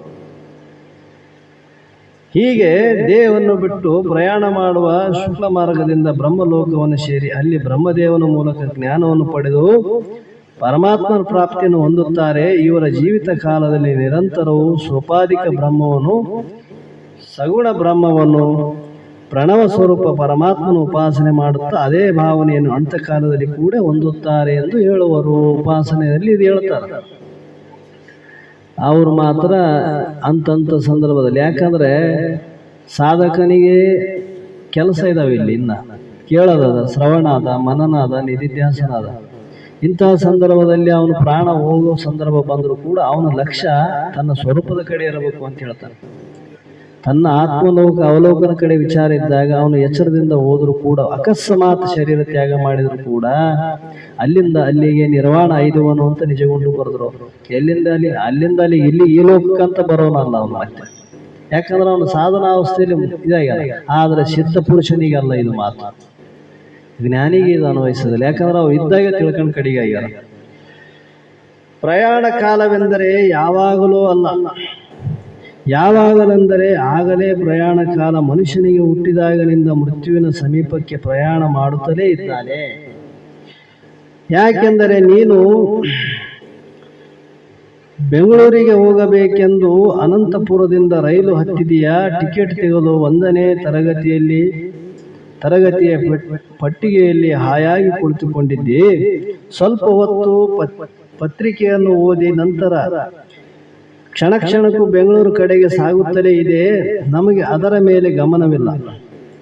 ನಾವು ಆಯಸ್ಸೆಂಬ ಟಿಕೆಟ್ ಅನ್ನು ಕೊಂಡು ಜನ್ಮವೆತ್ತಿದ್ದೇವೆ. ನಾವೆಂಥದ್ದು ತಗೊಂಡಿವಿ? ಆಯಸ್ಸೆಂಬ ಟಿಕೆಟ್ ಅನ್ನು ತಗೊಂಡಿವಿ. ಅವನ ಹೆಂಗ್ ಕ್ಷಣ ಕ್ಷಣಕ್ಕೆ ಅದು ಟ್ರೈನ್ ಬೆಂಗಳೂರು ಕಡೆನೂ ಓದ್ತದೋ ಏನು ಹಿಂದಕ್ಕೆ ಬರ್ತದ. ನಾವು ಬೆಂಗಳೂರಿಗೆ ಹೋಗ್ಬೇಕಂತಾನೆ ಏರೀವಿ ಅಂದ್ರೆ ನಮ್ಮದು ಸಮೀಪ ಮಾಡಿಕೊಂತ ಹೋಗ್ತದ ನೋಡೋದು. ಅದ್ರಂಗೆ ಈ ಆಯಸ್ಸೆಂಬ ಟಿಕೆಟ್ ನಾವು ತಗೊಂಡಿವಿ ಅಂದ್ರೆ ಕ್ಷಣ ಕ್ಷಣಕ್ಕೆ ಇದು ಕ್ಷೀಣಾಕ್ಯಂತ ಹೋಗ್ತದ ಅಂತ ಹೇಳ್ತಾನೆ. ಆಟ ಪಾಠಗಳು, ಮದುವೆ ಮುಂಜಿಗಳು ನಡೆಯುತ್ತವೆ, ದ್ರವ್ಯ ಸಂಪಾದನೆ ಮಾಡುತ್ತಿದ್ದೇವೆ, ಸಂತಾನವನ್ನು ಪಡೆಯುತ್ತಿದ್ದೇವೆ. ಆದರೇನು ಗಾಡಿಯ ಸರಾಸರಿ ಸ್ಥಾನದ ಕಡೆಗೆ ಹೋಗಿ ಸೇರುತ್ತದೆ. ಏನೇ ನೆಡ್ಡಿ ಜಗತ್ತಿನಲ್ಲಿ ಗಾಡಿ ಅಂತ ಹೋಗೋದೇ ನೋಡಲಿ, ಸಮಯಕ್ಕೆ ಅನುಸಾರವಾಗಿ ಅದು ಹೋಗ್ತದ. ಪ್ರತಿ ಕ್ಷಣವೂ ಪ್ರಯಾಣ ಕಾಲವೇ ಆಗಿದೆ. ಪ್ರಯಾಣ ಕಾಲವಷ್ಟೇ ಅಲ್ಲ, ಅಂತ್ಯಕಾಲವೂ ಆಗಿದೆ. ನಮಗೆ ಒಂದು ಕ್ಷಣ ಕ್ಷಣಕ್ಕೂ ಗಚ್ಚಂತ ಹೋಗ್ತದೆ. ಇಂದ ಹೋಯ್ತು ನೋಡಿ, ಇಷ್ಟೊತ್ತು ಈಗಿರೋದು ವರ್ತಮಾನ, ಇದರಿಂದ ಹೋಗಿರೋ ಸಮಯ ಎಲ್ಲ ಭೂತಕಾಲ ಹೋಗ್ಬಿಡ್ತದೆ, ನುಂಗಿ ಕೂತ್ಕೊಂಡ್ಬಿಡ್ತದೆ. ಬರ್ತದೆ ತಿರುಗಿ ಸಮಯ ಬರಂಗಿಲ್ಲ. ಅಂದ್ರೆ ಸಮಯ ಕಳಿತು ನೋಡಿದ್ರದು ಅಂತ ಹೇಳ್ತಾರೆ. ಹೀಗೆ ಆಗಿದೆ. ಈ ಅವಘಾತಗಳು ಯುಗದಲ್ಲಿ ಮುಂದೆ ಯಾವಾಗಲೂ ಅಂತ್ಯಕಾಲವು ಬರುವುದೆಂದು ನಿಗದಿ ಮಾಡಿಕೊಂಡು ಮೋಸ ಹೋಗಬಾರದು. ಆ ಸೂಚನೆಗಳಾಗಿ ಪ್ರಯಾಣ ಕಾಲವನ್ನು ಅಂತ್ಯಕಾಲವೆಂದು ಹೇಳಿದೆ. ಅದಕ್ಕೆ ಅಂತ್ಯಕಾಲ ಅಂತ ಹೇಳಿವೆ ಅಂತ ಹೇಳ್ತಾನೆ. ಅಂತ್ಯಕಾಲದಲ್ಲಿ ನನ್ನನ್ನೇ ಸ್ಮರಿಸಬೇಕೆಂದು ಭಗವಂತನು ಆದೇಶ. ಯಾಕೆಂದರೆ ಯಾವುದು ಒಂದನ್ನು ಸ್ಮರಿಸುವುದು ಮಾನವನ ಸ್ವಭಾವವೋ ಆ ಸ್ಮರಣೆ ನಿನ್ನನ್ನು ಉದ್ಧರಿಸಲಾರವು. ನಹಿ ರಕ್ಷತಿ ಇಗ್ನಿ ಕರುಣೆ ಒಬ್ಬಾತನು. ಯಾಕಂದ್ರೆ ಯಾವುದು ನಮ್ಮನ್ನು ರಕ್ಷಣೆ ಮಾಡ್ತದ ಅನ್ನುವಂಥ ವಿಚಾರವನ್ನು ನೀ ತಿಳ್ಕೊಂಡು ಅದನ್ನ ಸ್ಮರಣೆ ಮಾಡು.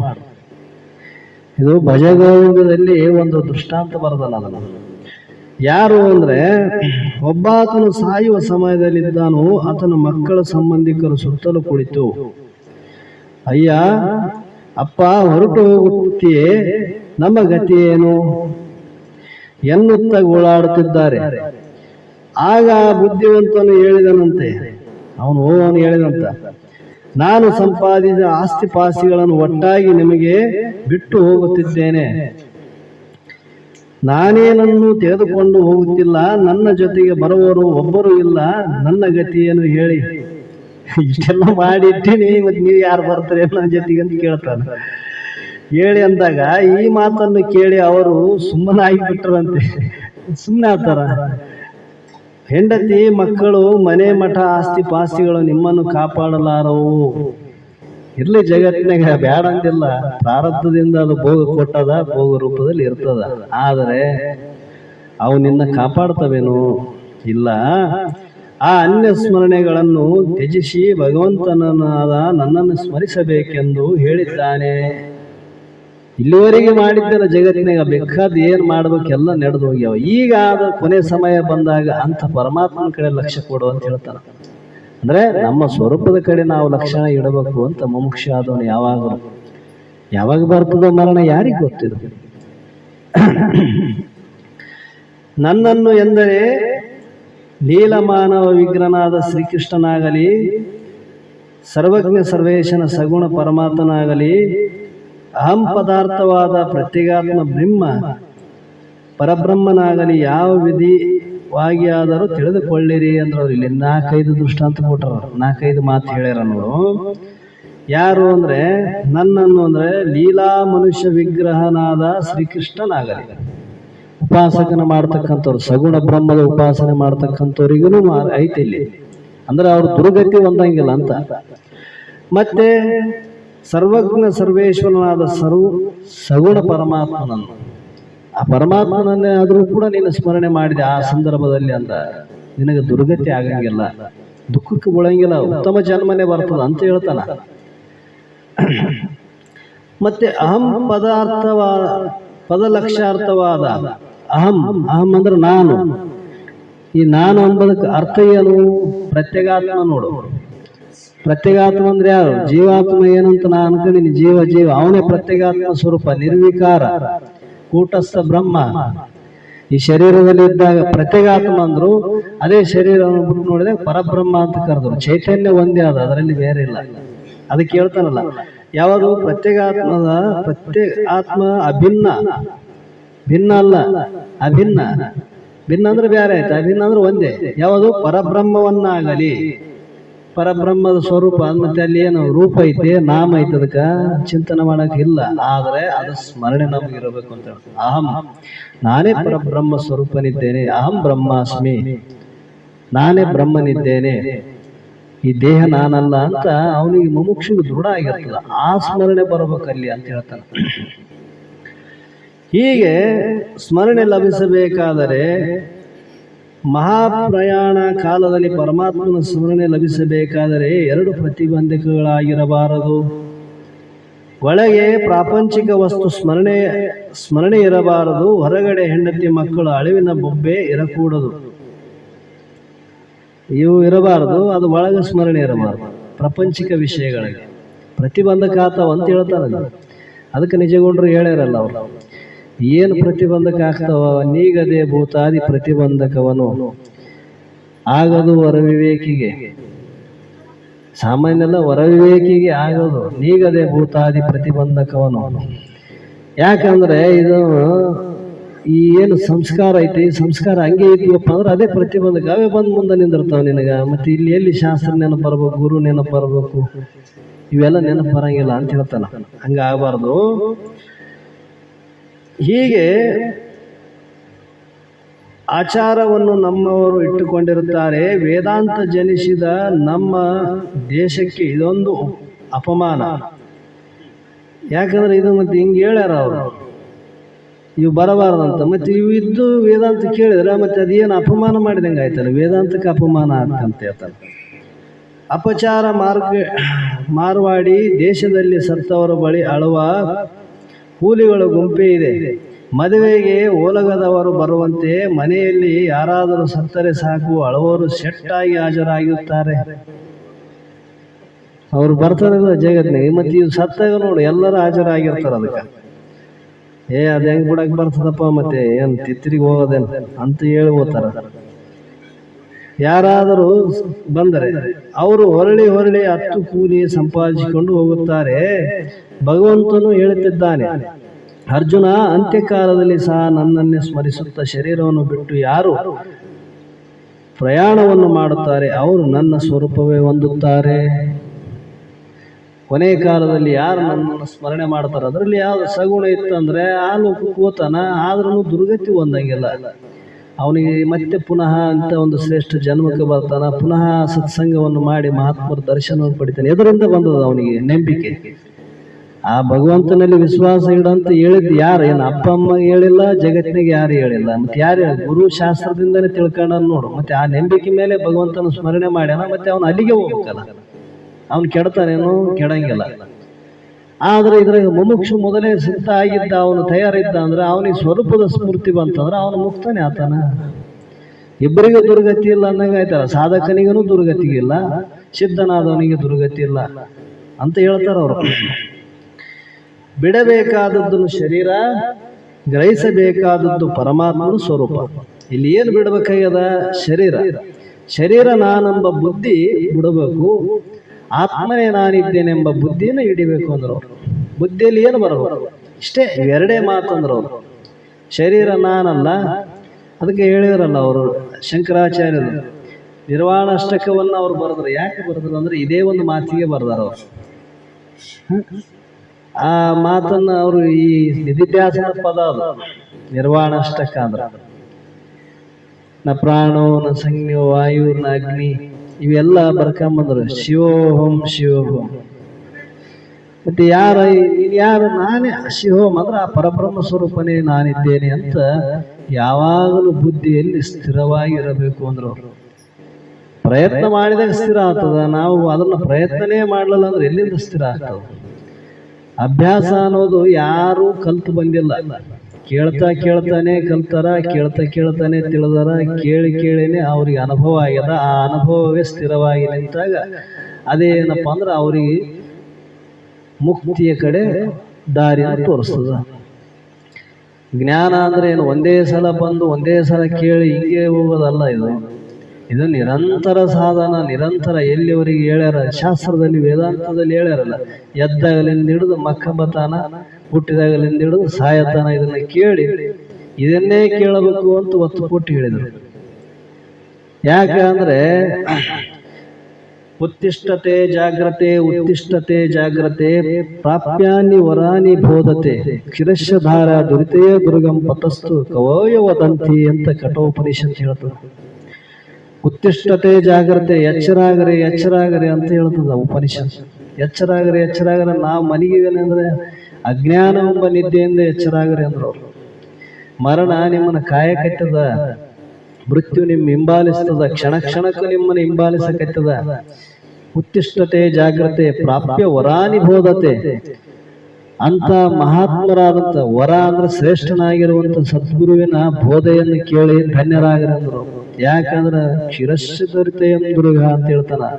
ಇದು ಹೆಂಗಾದ ಅಂದ್ರ ನಮ್ಮ ಮಾರ್ಗ, ಮಾನವ ಜನ್ಮ ಅನ್ನುವಂಥದ್ದು ಬರೋದು ಎಷ್ಟು ಕಠಿಣ ಅದಂದ್ರೆ, ಹರಿತವಾದ ಕಡಗದ ಮೇಲೆ ನಾಲಿಗಿಟ್ಟು ಜೇನುತುಪ್ಪ ಸವರಿದಂಗ ಮತ್ತೆ ಬಿಡ್ತದೆ ಅನ್ನೋದು ನಾನೇ ಕತ್ತರಿಸ್ಬಿಸಾಗ್ತದ. ಅದರಂಗ ಈ ಮನುಷ್ಯ ಜನ್ಮ ತಿರುಗಿ ಬರ್ತದಂತ ಅಷ್ಟು ಸೂಕ್ಷ್ಮ ಅದ ಅಂತ ಹೇಳ್ತಾರ ಅವ್ರು. ಕವಯೋ ವದಂತಿ ಅಂದ್ರೆ ಇವ್ರು ನೀವು ಮಾತಾಡಿದ್ದಲ್ಲ, ಬಲ್ಲಂತ ಜ್ಞಾನಿಗಳು ಹೇಳುವಂತ ಮಾತದ ಅಂತ ಹೇಳ್ತಾನ. ತಿತ್ತಿರಿಗೆ ಬಿಟ್ಟು ಬರಕ್ಕೆ ಮನುಷ್ಯ ಜನ್ಮ ಅಷ್ಟು ಸುಲಭವಾಗಿ ಎಲ್ಲ ಬಹಳ ಕಷ್ಟಪಟ್ಟು ಬಂದದ. ಈಗಾದ್ರೆ ಎಚ್ಚರ ಆಗಿ ತಿಳ್ಕರಿ ಅನ್ನುವಂತ ಮಾತನ್ನು ಹೇಳ್ತಾರ. ಈ ವಿಷಯವನ್ನು ಇಲ್ಲಿಗೆ ಮಂಗಲವನ್ನು ಹೇಳಿ ನಾಳೆಗೆ ಮತ್ತೆ ಮುಂದುವರಿಸೋಣ.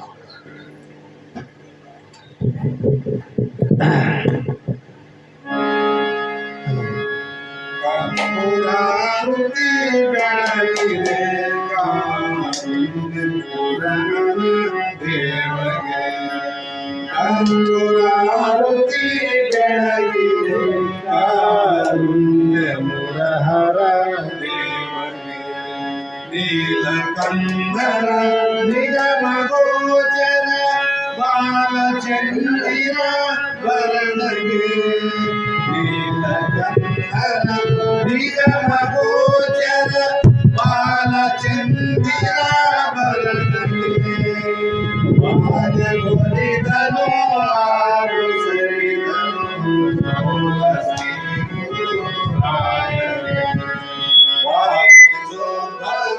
ಶಿರಮಹರಿದನು ವಾರಹರ ಮಹಾದೇವಗೆ, ಘೋರ ದುರಿತವ ದೂರ ಮಾಡಿದ, ಘೋರ ದುರಿತವ ದೂರ ಮಾಡಿದ ಶೂರ ಷಣ್ಮುಖ ಕರ್ಪೂರಾರುತಿ ಬೆಳಗಿವೆ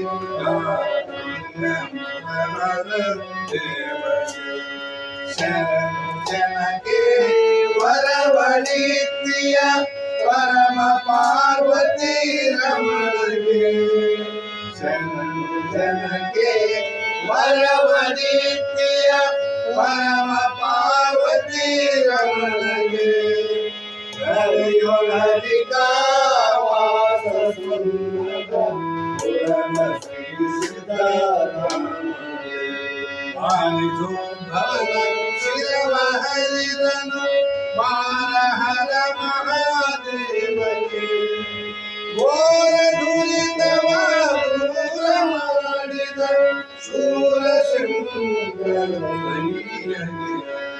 ಕರ್ಪೂರಾರುತಿ ಬೆಳಗಿವೆ